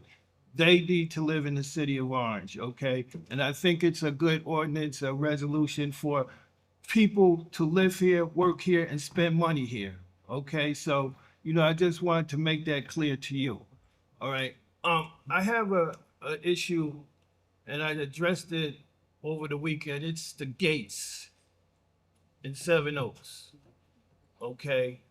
I rode down there, had to turn around because the damn gates was closed. Okay, I seen many people do that, you know, and it was very upsetting, you know, especially if you're in a hurry to get somewhere and the damn gate is closed and you can't get through. And I asked for signs to be put up there as to when those gates will be open, when they will be closed with times. You know, I rolled down there again the next day and all it had out there was a sign that said, road is closed. Okay, that doesn't mean anything. Okay, I need to know, and people need to know, the residents need to know what days they will be closed, what times they will be open, and what times they will be closed. So I hope the administration can take care of that as soon as possible. I have a question regarding Colgate Park pool. Is that pool going to be open? Depends on if we have the lifeguard for it. Like- but- That true? Yeah. Yes, it depends on. It depends on the, It us passing, it depends on us passing the one with the Board of Education agreement. The lifeguards that open the pools for the summer. We'd have to have the lifeguards approved in order to open the pools for the summer. Okay, well, who's been manning the pools at Central? We have lifeguards there, right? Skeleton crew. Skeleton crew? I mean, they're lifeguards, but it's like 5 at that one pool. Do we have enough lifeguards to man Colgate and Central at the same time? Can we ask Deputy Director Crouch to please approach the bench? Hello. Hello. So we do have enough lifeguards that applied for employment with the pools. Again, it will be scheduled to open on Monday if 320 passes. If not, then we won't be able to open. Okay, but even if 320 passes, we have enough lifeguards? Yes, Okay. we do. That was my question. Another thing, you know, regarding the recreation department, I questioned this before. No baseball. What happened to our baseball season? So we didn't have baseball this season because the park was closed. We could only play in Metcalf? We can't only play in Metcalf. We have Upper Central also, but that was agreement with the Board of Education, so the high school was using it at that time. We did try to use the park, Orange Park, but not for us, for the Board of Education. So if we could have moved them to Orange Park, then we could have utilized Upper Central, but that didn't take place. What about, don't we have a baseball field diamond at College Park? No, that's No? the soccer field. It's baseball too. It is? Yes. Baseball. We used to go to the- Not at College Park. It's like a, but, Council President, So it's a portable one? yes, I've Okay. actually Okay. played and practiced there. okay. Yes. Well, I'm still new to recreation, so that's new to me. Yeah, it's set up. That's new to me. All right, so we're just out of baseball for this season, right? Yes.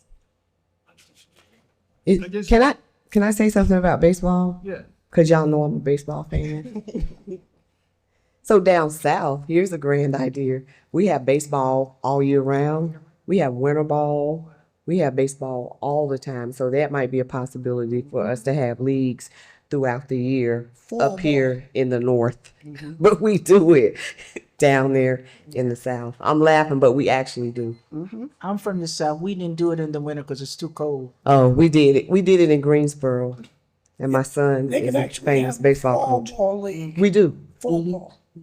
But I only bring it up because people have been calling, why are we not having baseball? And you know, baseball is a good sport, okay? These kids like it, and it helps these kids develop, you know, and when they go to high school, you know, they have all the fundamentals, they know how to win, how to lose, and you know, it's a good thing. So, you know, I'm sorry we don't have it. But on a good note, I want to say this is movies in the park. And what I'm fascinated about this is that it's sponsored by somebody. We don't have to pay one nickel. Right. Okay. So I wish we could do more of this. Yeah. You know, have more sponsors. You know, we have a lot of people that will sponsor if we ask. And so I want to give a shout out to the Shaga Group, you know, for sponsoring this. This is a great thing. Thank you.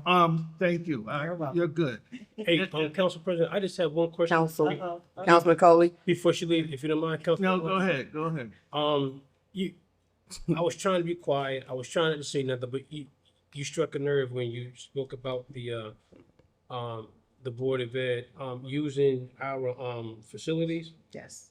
And I believe we attempted to use the Board of Ed for a meeting or something, and We did. and they wanted to charge us. Yes. So do we charge them for using our facilities, or they just take it upon themselves to just use our facilities without any recourse? So they don't take it upon themselves. They do go into an agreement with us, but that would be more of a question for the BA. All right, man. So I'm proposing, you know, at some point in time that the administration, you know, kind of now sit down with the Board of Ed to just kind of reassess I guess what we are currently doing and have in place when it comes to sharing public spaces. I agree. Because we should not be paying for something, and then you guys come over and use our stuff all day for nothing. No, and we still have to talk about the water. You know, they've been using the water for years without paying for it. So it's these conversations need to be had. I'll leave it right there. Okay. I'm gonna be finished very shortly. I'm good. Okay. But I want the administration to know because one of our city residents came up with a good idea. We spoke about it. And I really want the administration to follow up on this. You know, and it was about the street sweepers having cameras. Okay, I don't know how many of you on your street can't get it swept because there's cars parked on your street and the street sweeper has to go around the cars, you know, constantly, and the street never gets clean. Happens to me. Okay, so when my friend there, Anthony Burke, brought that up, you know, I said that's a great idea. And you have cameras on it, on these sweepers, and you can get tickets. Okay, it's a revenue stream for the city, and the city can, you know, get their streets clean. So I would really like the administration to take heed to that and see what we could do. It's not a big ticket item. You know, you get a camera that they put on these street sweepers, take up pictures of these cars, license plates that's on the street, blocking the street, the sweeper, and boom, they get a ticket. The last thing, this Safe Street grant, you know, with that ugly painting on the street on Essex and Day Street. No, I don't like it. Do you? I like pink and green. Okay. Well, what is the meaning of that? No, well, it's like a They did it in East Orange too, and it's ugly in East Orange too. Councilman Ross. Yeah. It's that's under Deputy Director Chris Mobley. It's a part of the Freeway Drive collaboration that we had with East Orange. And it's basically to bring awareness to the bikers. It's not permanent, but it was just to allow the community, those who bike, people who walk along, that, you know, they're there, and that, you know, just to be mindful of that. That is not permanent. What color would you like? No, I want it blonde. I don't know what I Well, well, this is for the bike, Council bikers. President, It seems useless to me. I want to say to Councilman Ross, I was riding in the car and I mentioned what he said and I said, boy, and Al Sim said, Auntie, don't say nothing, because I helped paint it. So I'm telling you, you complaining. But the purpose needs to is get for- on you because you complaining. I agree with Ross, because when the bus make that turn, it's very difficult, you know, the bus is making that turn like every day. Now, it takes up, you know, a great part of real estate for the bus to make the turn. All they gotta do is run over it. Okay. All right, let me close out real quick, because I know Councilwoman Jamie Summers is aching to do her speech, but we're as you know, we're still working on the budget, and we're doing everything we can to get it adopted as soon as possible. Our main goals are to keep the taxes stable and to save as many jobs as we can. That's really important to all of us up here. And that being said, I also want to congratulate Councilwoman President Adrian Wooten for another term. And to my friend right here, Councilman Montague, on his election, well deserved. Thank you. And a special thank you to outgoing Vice Chair Tensie Eason for all her hard work and dedication. Job well done. And since we won't be meeting again until August the 6th, I want to wish everyone a happy and safe 4th of July. Enjoy the holiday, and we'll see you back in August. Thank you. Sorry it took me so long. That's okay. Councilwoman Summers Johnson. Councilman Ross is on a roll today.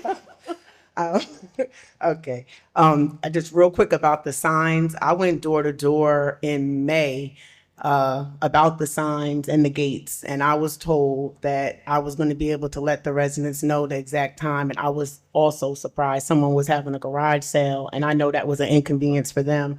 And I was also told that it would be closed whenever we have an event in the park. So there was the Gospel Fest, so that's why it was closed and there was no through traffic. But again, my question as a councilwoman, how were the residents notified? That's my issue. We do robocall for, to me, the silliest things. And that's something that deserved a robocall. But I agree with you 100%. Okay.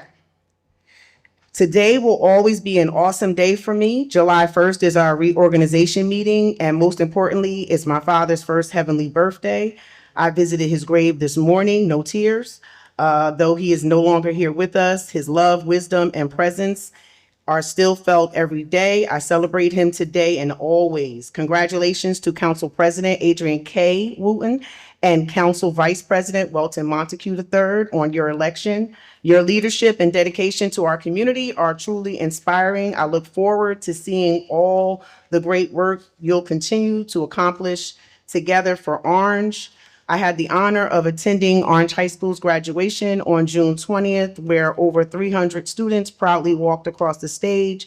What an incredible moment for our city. Over $14 million in scholarships was awarded to our graduates. My cousin Jamar Summers hosted his fourth annual free ambitious youth football camp on the 21st in Upper Central. There were over 100 campers, only one girl out of all those football players. There were 2 cash prizes of $100 given out based on the campers' abilities.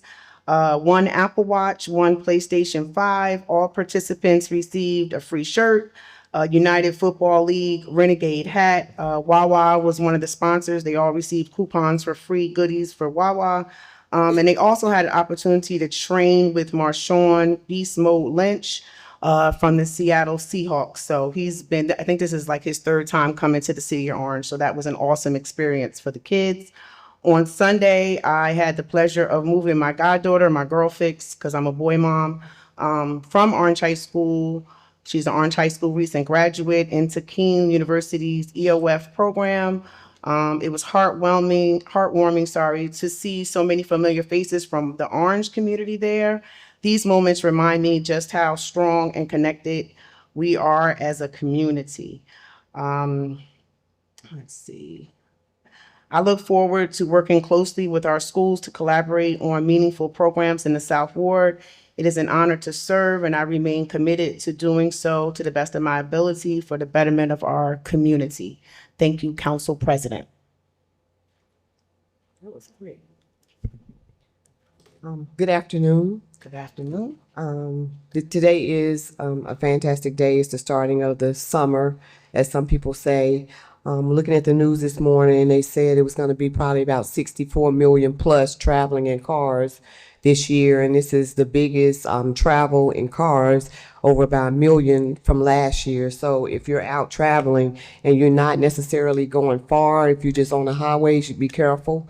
You have some young drivers, people who just getting their driver's license for whatever reason, their parents let them drive on the highway. We wouldn't do that with my granddaughter, but people do it so seriously. Be very, very careful. As Councilwoman Summers and Easton said, the graduation programs went very well in the city of Orange Township. Attended the high school, but this year I think my favorite graduation was for the 8th grade students graduating, and they had a surprise guest. Mr. Colin Kaepernick was there. So I want to say thank you to the city of Orangetown. Thank you to the Board of Education for having him there to impart some wisdom in our young kids. And then after that, they were able to come to the lunchroom and take pictures with them. And some people FaceTime their parents and friends to let them know that he was in the building. Of course, thank the fraternity that gave him a nice gift, because he is a part of the Divine Nine and a fraternity, and I won't say that fraternity out loud, but he is. It's not the Qs, it's not the, so you want me to go down the list to tell you who is not, so you'll know who it is. Their color is crimson and cream, so that fraternity right there. For giving him a gift, but it was very nice and inspiring to meet him, right? Because he is a young African-American man that is so down to earth. He displays so much humility, and he treated each one of those children with the utmost respect, and they treated him with respect also. Now, although some of the kids were like, well, who is he? Right? They didn't know who he was. Some kids knew, and of course the parents knew, but for me, this graduation season was that, and I was honored to be in his presence. Councilwoman Easton and I got to hang out with him, eat a bit of lunch, take some pictures with him, but that was just a great thing. We had on Saturday an event regarding opioids, and I'm surprised Councilman Montague didn't talk about it. Greater Essex Counseling Service was here, University Hospital was here. That was brought in part with Greater Essex and through our health department with Shauna Carter leading the charge, and she's here. So if you don't know that young lady, she is a phenomenal person. She has so many contacts in the health field. So if you're going to put on something health-wise in the city of Orange Township, Shauna Carter is the person to absolutely see. We received all types of things when we were there. And one of the most important, or one of the most enlightening things for me was the University Hospital. They gave a display of how you administer Narcan to someone. They told us how to administer it. You don't do two things. Sometimes people don't jump up immediately like they do in the meetings, but that was very, very important. And then they also, gave you samples of it, right? So you could put in your car. And they also, let us know that now you can go to certain drugstores in our community and get free Narcan. You never know when you're going to need it. And I thought that was really, really important. There were people who in our community came out to get help from them, and I won't talk about them because that's private, but it was a well attended event, and I want to thank Councilman Montague with that, because he has a great relationship with Greater Essex Counseling and Chris and all of the people that came out on that Saturday. So if you ever get a chance to visit one of those events, you probably should. You may not think that there's someone in your family that does drugs or that deals with opioids. You never know. It touches more people than we actually know. Last but not least, I want to say thank you so much to my council colleagues for instilling in me the confidence in being a council president for another year. Thank you for that. Although we don't agree all the time, but when we come out on this floor, we agree. And the one thing that we absolutely agree about is that we all love the city of Orange Township. We all fight for the city of Orange Township. And then that's what we do. With that being said, my 5 minutes are up.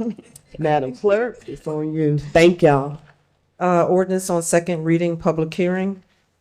21-2025, an ordinance to amend the code of the city of Orange Township, chapter 200, entitled Vehicle and Traffic, section 200-52-1, handicap parking spaces, 294 North Center Street. Motion to adopt.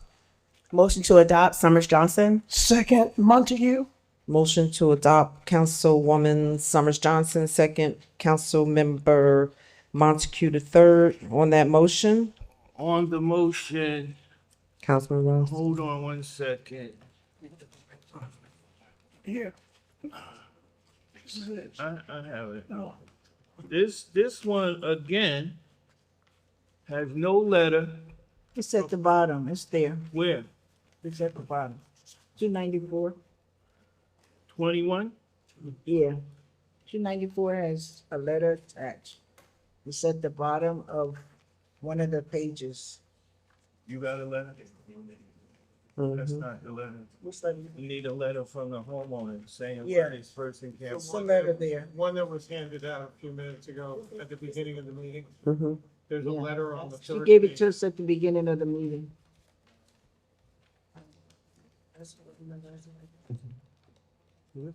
You see it? This is from, no, I don't. This is, No, this one is from the resident to Marty News.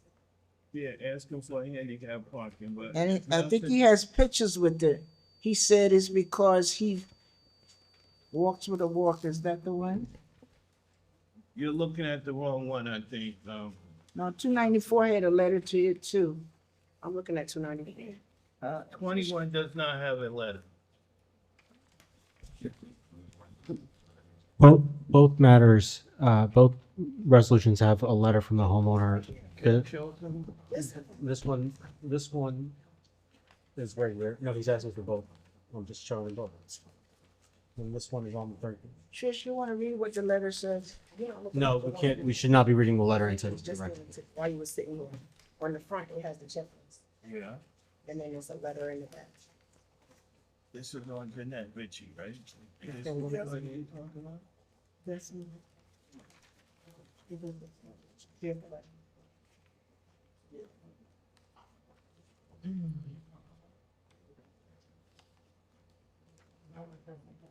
This is not from the homeowner. Yeah, that's the homeowner. This is the person requesting the handicap parking sticker.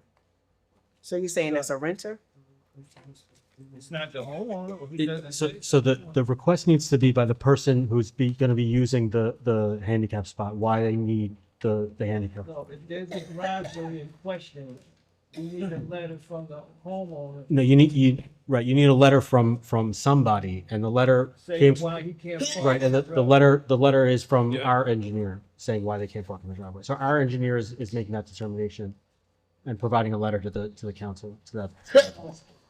But the engineer's letter doesn't say why he can't park in the driveway. It does,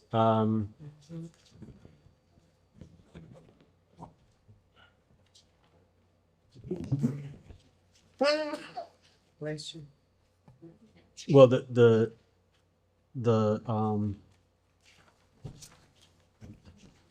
looks like there's a letter from the homeowner here as well, saying that. Yeah, there is, right here. What's the homeowner thing? No, the person requesting, there's no requirement for a homeowner to provide the letter. We requested that. Right, but We've the- been turning them down because we hadn't had a letter from the homeowner saying why the person cannot park in the driveway. Right, Councilman, the ordinance does not require that. The ordinance requires only a letter stating why they cannot park in the driveway. There's nothing that says that the homeowner has to state that. It's the person that's requesting the handicap parking space that needs to express why they need the handicap parking space. The homeowner may not necessarily know that. The homeowner may not know Why a tenant can't park in the in the driveway? Yeah, they may not. It's protected health information. I mean, it's not necessarily, they may not know the entire story. You've been provided with a letter from the person who is requesting the accommodation. Okay, thank you.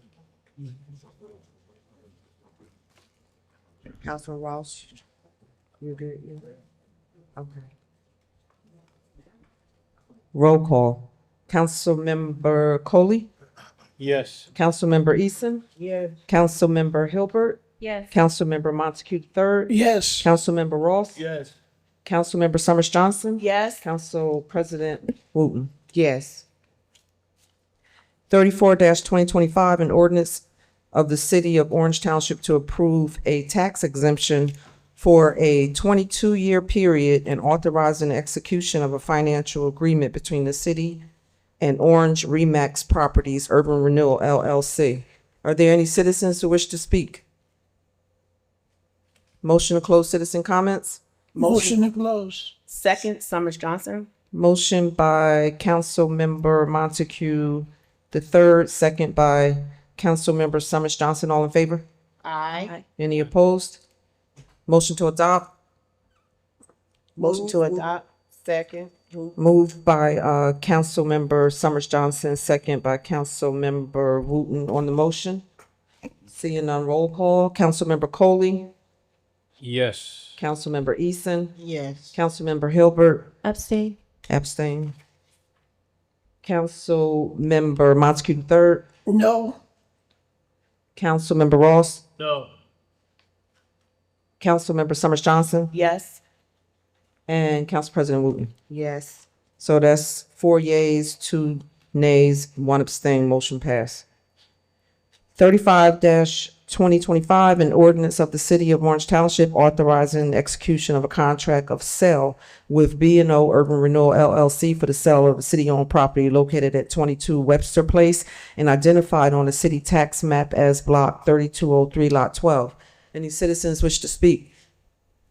I apologize. What number was this? 35. Any citizens wish to speak? Motion to close citizen comments. Motion to close, Summers Johnson. Second, Montague. Motion to close citizen comments by Councilmember Summers Johnson, second by Councilmember Montague the third. All in favor? Aye. Any opposed? Motion to adopt. Motion to adopt, Summers Johnson. Second. Second, Wooten. Motion to adopt by Councilmember Summers Johnson, second by Councilmember Wooten on the motion. Seeing none, roll call. Count. Oh, sorry. Councilman Coley. 35, what is the appraised value of this particular property? 35. The appraised value was, I think I had the appraisal attached to the last meeting, Oh. but no.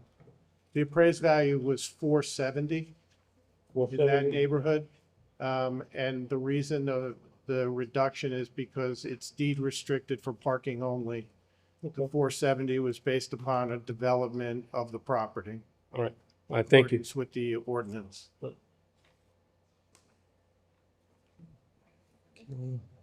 Roll call. Councilmember Coley, Yes. Councilmember Eason, Yes. Councilmember Hilbert, Yes. Councilmember Montague the third, No. Councilmember Ross, No. Councilmember Summers Johnson, Yes. Council President Wooten. Yes. That's 5 yeas, 2 nays, motion passed. Okay.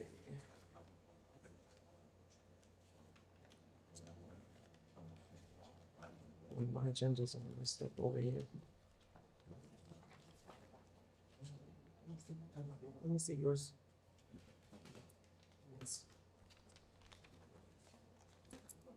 36-2025, an ordinance of the City of Orange Township authorizing execution of a contract of sale with TWA Urban Renewal Property Development Group for the sale of city-owned property located at 122 Hickory Street and 144 Parrow Street and identified on the city tax map as block 3301, lot 30 and 31. Any citizens wish to speak? Motion to close citizen comments? He's here. Oh, I'm sorry. I know I'm little. Darnell Gibbs, 1766 Teaneck Road. November, I believe it was, because it was Veterans Month, right? November, I asked, is it possible to do a program in which the citizens could buy lots at a discounted rate? So this way developers don't keep coming in here, buying land, building these big buildings, getting double-digit tax abatements, where we as the residents don't see immediate benefit from it. I keep asking over and over, when they do these, is it possible to simply list what they plan on using the land for? We're about to sell this particular piece of land. You're going to say? I apologize. No, so this is actually going to be a two-family home. Okay, great. Two-family home. I like that one. And one of the units will be owner occupied as well. Okay, great. Is it possible moving forward where it could just list what the purpose of the development is going to be for? Is that an option? Most of the time with the developments, when you're seeing a redeveloper agreement approved, it generally says in the title how many units and things like that it's going to be approved for, if not right in the body. For property sales, I mean, it's rarely, we rarely sell property because the city doesn't own too much property. But yeah, that's not a problem. We can always add I'm just more referring to like information. the property that the city sells, because I've been a very big advocate of the residents buying the property at a discounted rate. So we could build and then flourish like everybody. So we don't sell property at any discount. Unlike other municipalities that may go through that process, our city does not own enough property to be able to do that. So when we sell property, it's at market value. Fair enough. All right. Appreciate it.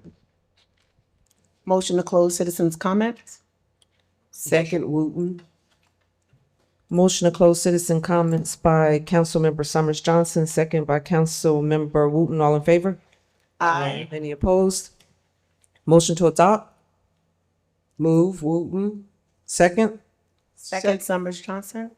Motion to adopt by Councilmember Wooten, second by Councilmember Summers Johnson. Roll call. Councilmember Coley, Yes. Councilmember Eason, Yes. Councilmember Hilbert, Yes. Councilmember Montague III, Yes. Councilmember Ross, Councilmember Summers Johnson, Yes. Council President Wooten. No. So that's 5 yeas, 2 nays, the motion passed. Ordinance on introduction, first reading. 32-2025 was pulled until further notice. 33-2025, an ordinance to amend the code of the city of Orange Township, chapter 200, entitled Vehicle and Traffic, section 200-52-1, handicap parking space, 476 Waverly Place. Motion to adopt on first. Motion to adopt on first, Summers Johnson? Second. Second, Eason. Motion to adopt on first by Councilmember Summers Johnson, second by Councilmember Eason on the motion. Seeing,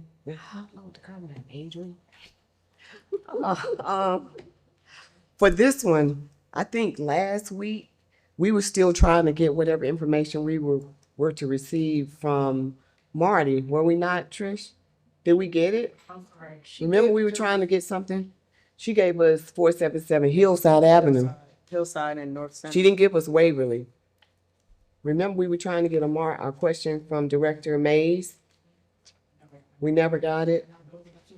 So we're gonna postpone that one too? What was the question? Can you remember what it was for? Did they have a checklist like these? I thought 33 was okay. It didn't have, it's something they didn't have. And we were talking to Director Mays about getting whatever it was that, was it the engineering thing? Something was not in. Was someone at the meeting from Waverly? Wasn't someone at the meeting from Waverly? No, this one No. was okay because it didn't need a letter because it doesn't have a driveway. Or maybe, So- I so just we can't can remember. I know challenge we this one. had postponed it for some reason. No, not 476. Yeah. And we would. Right. We didn't postpone 476. We did. It's on the tick-off sheet that the clerk has. But it's not on the agenda, it's a postpone, I think it was the engineering letter. I think that, but we have everything, but I think it was the engineering letter. Letter? That it wasn't in the form. Okay. yeah, it was So we have, does everybody have everything in it, with it? yeah, it was postponed. Whatever was missing was in the original packet that was given out on Friday. It was the engineering letter, I think, and we have it. You have it? Okay, okay, thank you. Okay. Roll call. Councilmember Coley, Yes.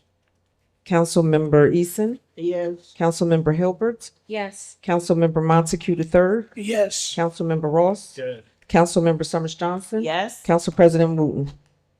Yes. Motion passed. 37-2025, an ordinance to amend the code of the city of Orange Township, chapter 200, entitled Vehicle and Traffic, section 200-52-1, handicap parking spaces, 477 Hillside Avenue. Motion to adopt. Motion to adopt on first reading?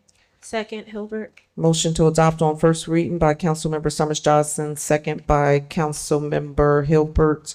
On the motion, seeing none, roll call. Councilmember Coley, Yes. Councilmember Eason, Yes. Councilmember Hilbert, Yes. Councilmember Montague the third, Yes. Councilmember Ross, Councilmember Summers Johnson, Yes. and Council President Wooten. Yes. Motion passed. 45-2025. I'm just going to ask that someone read into the record what the change was, because this was changed, but I don't have it in front of me. Somebody have what the change If you is? go to section 1, subparagraph B, number 4, third line and fourth line, it says the Township of Bloomfield should be the Township of Orange, or the City of Orange Township. Okay, thank you. 45-2025 as amended. An ordinance to amend the supplement chapter 23 of the municipal code and appendix titled City of Orange Township Employee Handbook or of Personnel Policies and Procedures to update residency requirements. A motion to adopt as amended. Motion to adopt as amended, Summers Johnson? Second, Montague. Motion to adopt as amended by Councilmember Summers Johnson, second by Councilmember Montague the third. Roll call. Councilmember Coley, Yes. Councilmember Eason, Yes. Councilmember Hilbert, Yes. Councilmember Montague the third, Yes. Councilmember Ross, Yes. Councilmember Summers Johnson, Yes. Council President Wooten. Yes. 46, that motion passed. 46-2025, an ordinance to amend the code of the city of Orange Township, chapter 200, entitled Vehicle and Traffic, section 200-52-1, handicap parking spaces, 139 North Day Street. Motion to adopt on first. Motion. Second. Second, Coley. Motion by Councilmember Montague the third, second by Councilmember Coley on the motion. Seeing none, roll call. Councilmember Coley, Yes. Councilmember Eason, Yes. Councilmember Hilbert, Yes. Councilmember Montague the third, Yes. Councilmember Ross, Yes. Councilmember Summers Johnson, Yes. Council President Wooten. Yes. Motion passed. 47-2025, an ordinance to amend the code of the city of Orange Township, chapter 200, entitled Vehicle and Traffic, section 200-52-1, handicap parking spaces, 202 Hickory Street. Motion to adopt on first. Move. Wooten. Second. Wooten. What's that? Motion to adopt on first, Summers Johnson? Okay. Second. Wooten. Motion to adopt on first by Councilmember Summers Johnson, second by Councilmember Wooten on the motion. Seeing none, roll call. Councilmember Coley, Yes. Councilmember Eason, Yes. Councilmember Hilbert, Yes. Councilmember Montague the third, Yes. Councilmember Ross, Councilmember Summers Johnson, Yes. Council President Wooten. Yes. 48-2025, a bond ordinance providing for the issuance of redevelopment area bonds to finance infrastructure improvements to a new redevelopment project located at 611-617 Scotland Road and 517-519 Peach Street in the city of Orange Township in the county of Essex, state of New Jersey, appropriating $150,000 therefore and authorizing the issuance of $150,000, 50,000 bonds or notes of the city to finance the cost thereof. Motion to adopt on first, Motion. second. Second, Eason. Motion by Councilmember Montague the third, second by Councilmember Eason on the motion. Yes, on the motion, I was scratching my head, this is the development and, I tried calling the other day, but I didn't get an, why are we paying for this? So this is the same as the group that we did at the last meeting. It was part of the negotiation. Sometimes we pay for these, sometimes we don't. Usually when they're smaller, we do them as a GO pledge. This is primarily incorporated to get around the requirement that the minimum floor for the tax abatement payment. So all of the others that we did last week are part of the series. The proceeds will be used to make connection between the project and the train station that they're associated with. So this is Highland Avenue Station. The next one is also Highland Avenue Station. Two of the others were for the Orange Station, and two were for the Highland Avenue Station. All right, I really don't like it, you know, but, if going forward, if we could not, you know, make these kind of deals. So on the larger ones, we have, as I said, we've done it both ways. This was a special circumstance based upon the negotiations for the community benefit payments. But going forward, we can do it the other way. And what are we gonna get in return long-term besides a development? What are we gonna get from this developer long-term? Well, you get the community benefit cash, you get the pilot payments, which are far in excess of the tax payments. And you get some street improvements.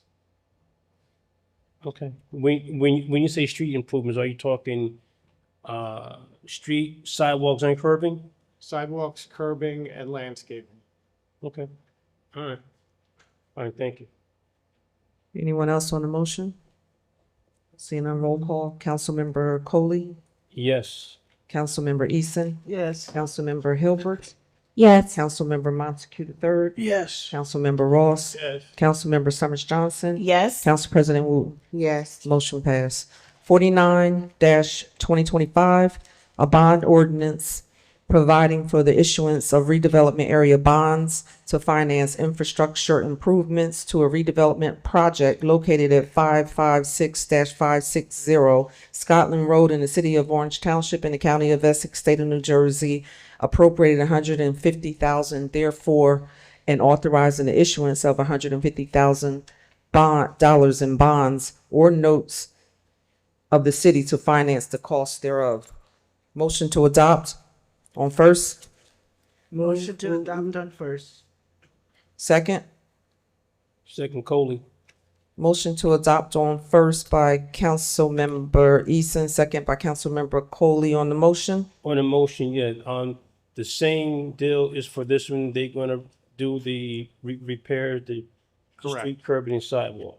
To the curb and sidewalks. Okay, all right. Anyone else? Seeing none, roll call. Councilmember Coley, Yes. Councilmember Eason, Yes. Councilmember Hilbert, Yes. Councilmember Montague the third, Yes. Councilmember Ross, Councilmember Summers Johnson, Yes. Council President Wooten. Yes. So for all the ordinances that just passed, the final reading will be August 6, 2025. Consent agenda. All items listed with an asterisk are considered to be routine by the city council and will be enacted by one motion. There will be no separate discussion of these items unless a council member so requests, in which event the item will be removed from the general order of business and considered in its normal sequence of the agenda. Council members, I know that Resolution 312/2025 was amended. City Attorney, do I have to pull it because it was amended, or can I just read the? Go ahead, Bia. It's the budget amendment. If you're gonna consider it, it has to be read in full. Okay, read in full. Thank And you. if you want it pulled because of the workshop, you have to tell them. Okay, so it's going to be pulled from this agenda tonight. Pulled, okay. 3/15/2025 was changed.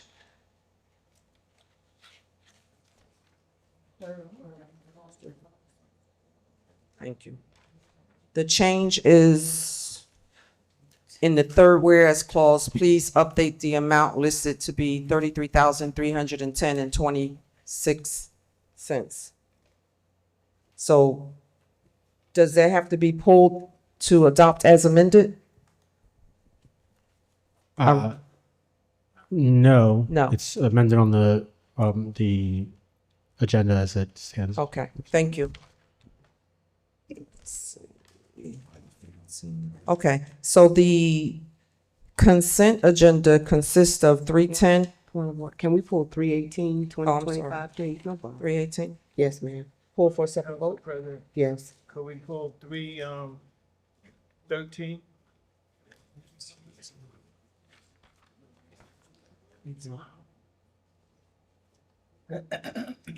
And can we pull 314?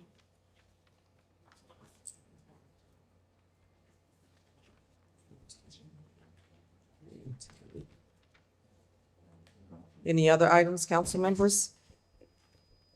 No. So the consent agenda consists of 310, 311. 315 was amended and changed. 316, 317, 319, 320, and 321. Motion to adopt consent agenda? Motion to adopt consent agenda. Second. Second, Coley. Motion to adopt the consent agenda by Councilmember Summers Johnson, second by Councilmember Coley on that motion. Seeing none, roll call. Councilmember Coley, Yes. Councilmember Eason, Yes. Councilmember Hilbert, Yes. Councilmember Montague the third, Yes. Councilmember Ross, Councilmember Summers Johnson, Yes. Council President Wooten. Yes. Consent agenda approved. So 3/12/2025 is pulled. Okay. 3/13/2025 is pulled, and 3/14/2025 is pulled. I thought he No, said, for a he didn't second, pull them, yeah. he said vote on them separately. Right, why are we Vote pulling on three the separate- thirteen? Oh, okay, yeah. Which one? He only pulling 313, No, just no, no, 312. no. Only pull 312. 312, he only pulled 312. Oh, so they pulled for a separate vote? Yes. 313 and 314 and 3 Okay. 313, 314. for separate vote. 312 is going to be pulled entirely. The rest will be just pulled for a separate vote. Okay. So let's start over again.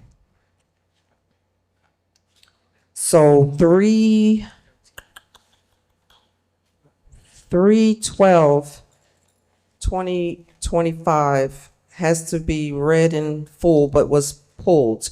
3/13/2025, a resolution approving to submit a grant application, execute a grant agreement with New Jersey Department of Transportation for the City of Orange Township, Beechwood Terrace, Carroll Street, and William Street Improvement Project. Is there a motion? Motion. Second. Motion by Councilmember Eason, second by Councilmember Montague the third. On the motion, On the motion, Councilman Ross. I just wanted to know, how much is this grant? How much are we looking for in this grant, and how much is it gonna cost to do this work?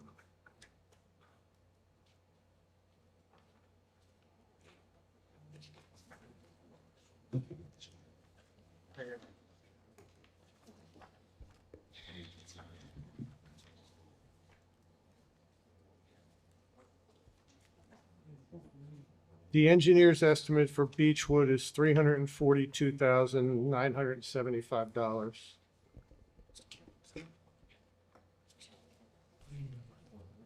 The engineer's estimate for William Street and Carroll is $232,915.80.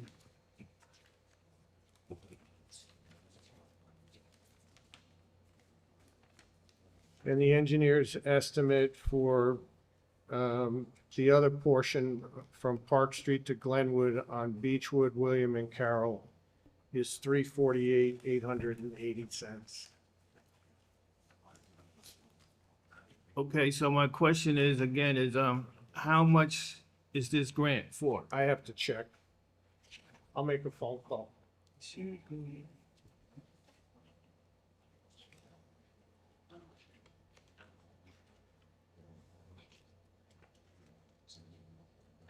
Anyone else on the motion? Yes, while we're still in the motion, William Street, I grew up in that block. That block was paved, repaved when I was 8 years old. 50 years ago. Horrible condition. Just as such a, we have a lot of streets in Orange that that is in this condition. And I understand we can't pave every street at the same time every year, but this is why I guess we do them, a couple at a time. And this is one that I've been screaming since I've been on the council to get done. And I'm doing everything in my power to make sure that we get William Street done. Because it is this area of William Street is in desperate need of repair. Council President, I say the same thing for Carroll Street. It's been waiting for years and years. So I think it's time we did something over there also. Find out. Who's calling that?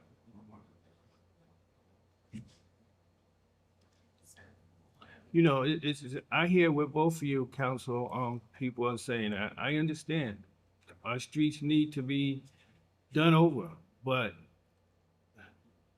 if this grant doesn't, include. It's a grant. It's not coming out of the. So let me finish what I'm saying. If it doesn't cover this total amount, then who gotta pay for it?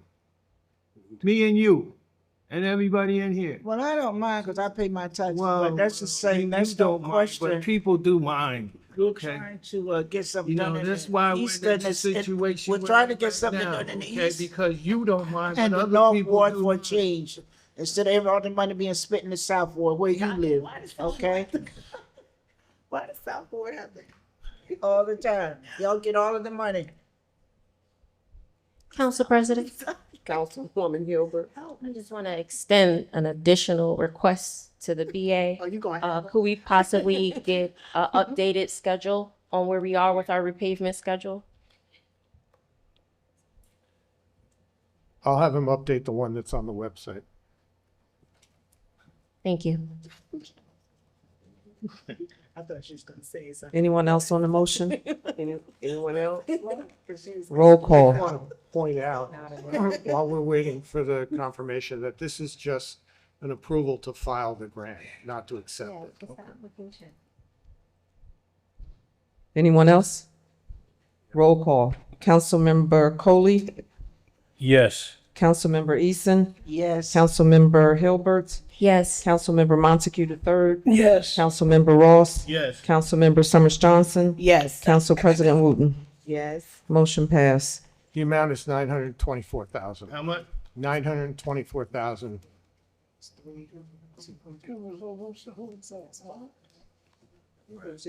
314-2025, a resolution of the City Council of the City of Orange Township disapproving developer non-performance and setting forth notice of intent to rescind pilot agreement, terminate development agreement, and encourage administrative action to seize and redevelop certain properties due to developers' non-performance. Is there a motion? Yes, motion. I see that we only have one, I guess, developer slash property listed. Is it possible we can have this We need a motion. Wait, we're not on the motion, we making, Okay. okay, so is there a motion to adopt? Motion to adopt, Summers Johnson. Montague.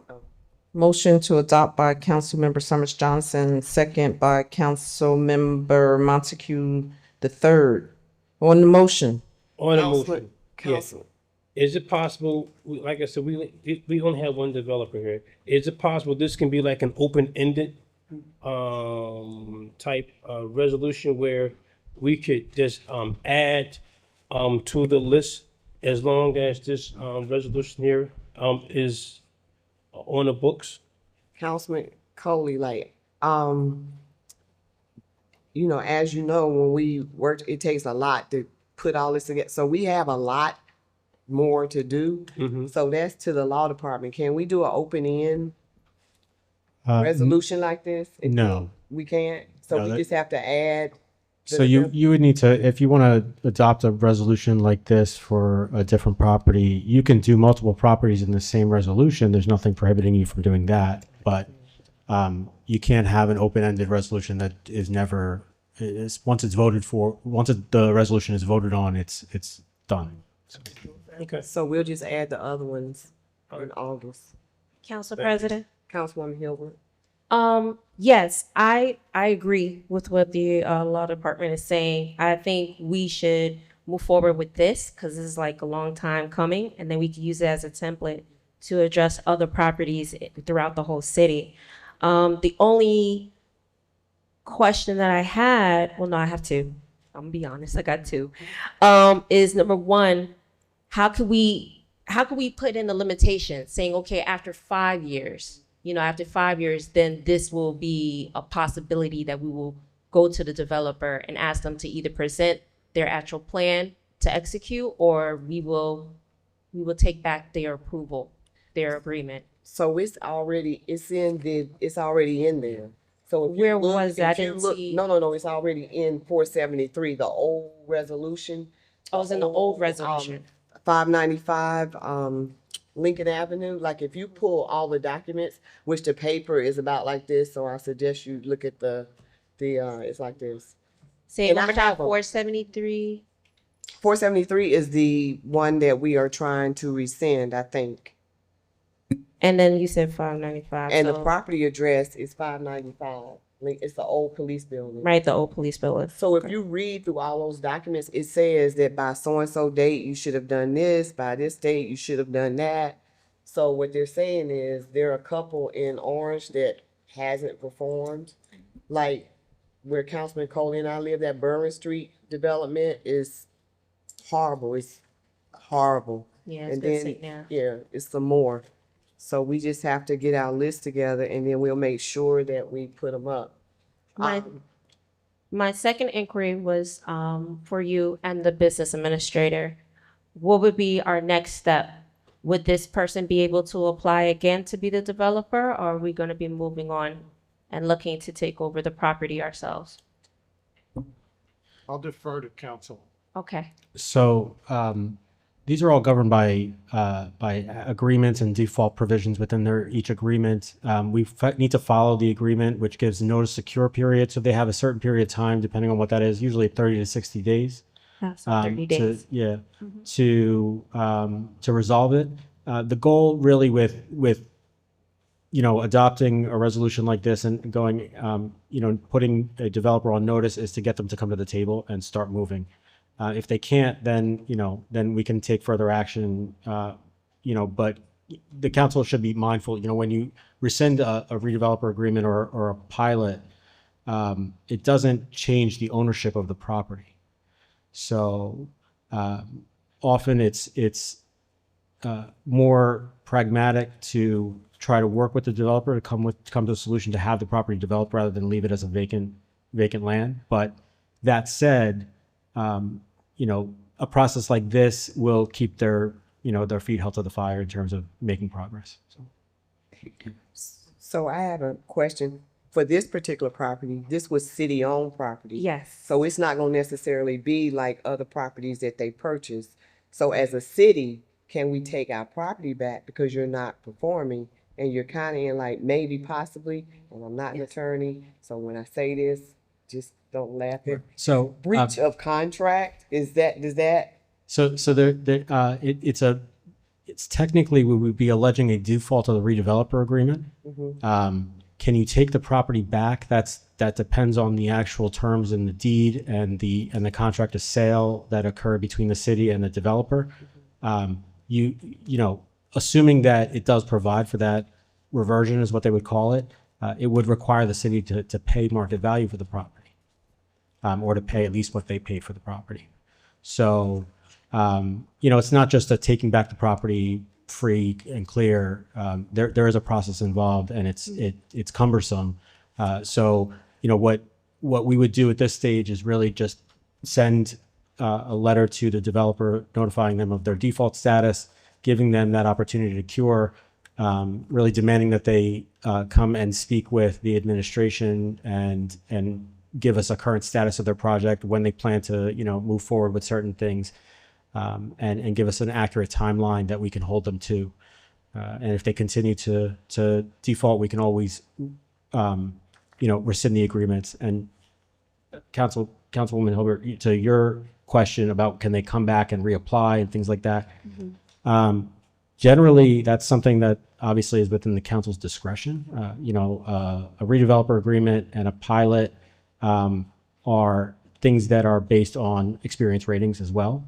You know, but that said, you know, if a developer comes in with what we call an as of right project, which doesn't require any sort of variances or deviations from a redevelopment plan, then they're technically entitled to a redevelopment agreement by law. It's by nature, and we've actually been forced to enter into those agreements before. And just to pick your brain, is that a historic landmark?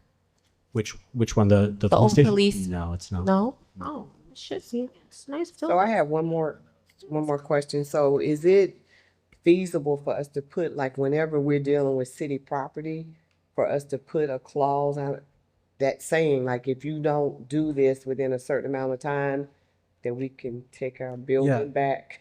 I mean, that's certainly something you can do, but again, it will require money, right? So, so no matter what, when you undertake an endeavor like that, it requires you to set aside significant funds, because it's going to be a lump sum closing, and unless, you know, the city suddenly starts financing things like that, which, you know, we're not. It's just it's a cost. So. And I don't know if you guys recall, I believe that property was purchased with like 2.2 million. So it's like we're not just dropping money out of the air, and we'll probably spend money if we do a reversion on the legal fees. Well, going I mean, in court, yeah. right? I mean, well, we would spend certain costs, but, you know, keep in mind they have their costs that they sunk into the project as well, which, you know, they'll certainly look to be reimbursed for. So, you know, it'll be a lengthy, drawn out battle, certainly. Good call. Thank you. You good? Councilwoman Summers Johnson.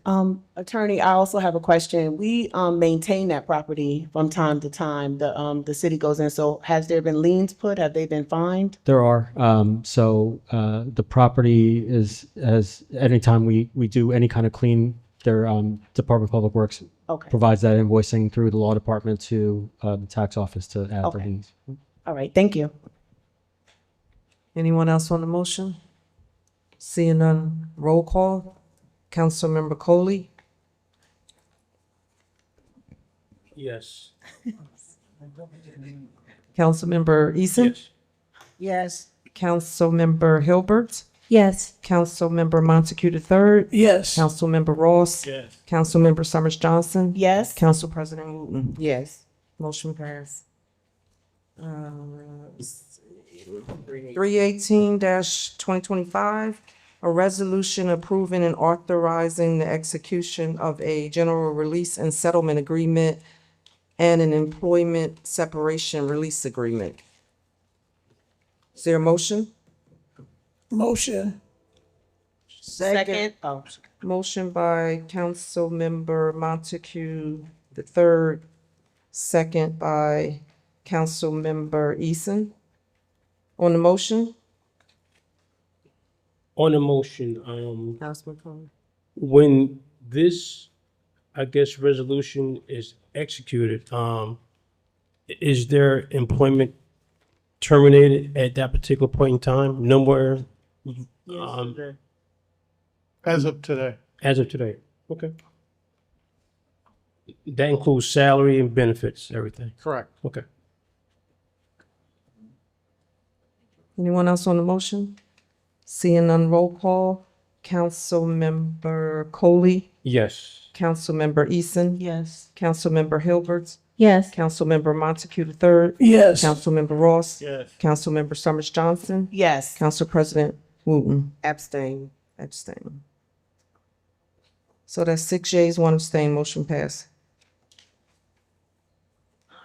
Other pending business, 296-2025, a resolution authorizing the purchase/install decorative lights from PSE&G PO Box 1444, New Brunswick, New Jersey 08908 for the NJDOT 22 Orange Transit Station underpass and railroad place improvement in an amount not to exceed $46,440. And I believe it's supposed to be 42 cents, or is it 22 cents? Let me, because 42 cents. Okay. Is there a motion? Move, Wooten. Second, Hilbert. Motion by Councilmember Wooten, second by Councilmember Hilbert on the motion. On the motion, Councilwoman Summers Johnson. why didn't we go after a grant for this, for the lights? It is a grant. I'm sorry? It is a grant. Okay. Oh, that's we were talking about the under, okay, got it. I'm sorry. Councilwoman Wooten. Councilwoman Eason. What's the amendments? You said it was amended, right? No, there's no amendment. We There just was a did, question, that's Right. why it was postponed. right, Yeah. no.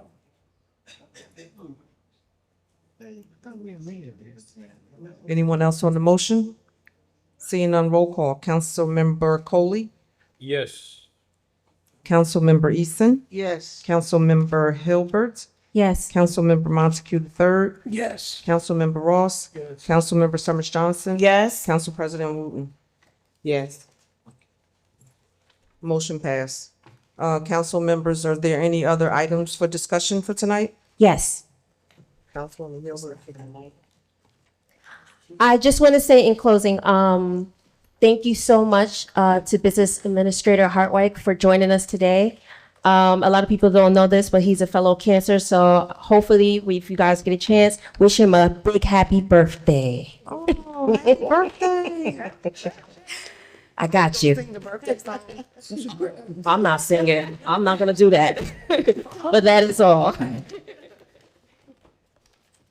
Motion to adjourn? With the motion to adjourn was by Council, wait, did I just do it the page? Motion to adjourn was by Wooten, second by Hilbert. Roll call. Councilmember Coley, Yes. Councilmember Eason, Yes. Councilmember Hilbert, Yes. Councilmember Montague the third, Yes. Councilmember Ross, Councilmember Summers Johnson, Yes. Council President Wooten. Yes. This meeting? Okay. Yes, oh, it was Ross, okay. Thank you. This meeting is adjourned at, what time is it? 2:57 PM. And they'll have an emergency meeting on Monday at 7 PM.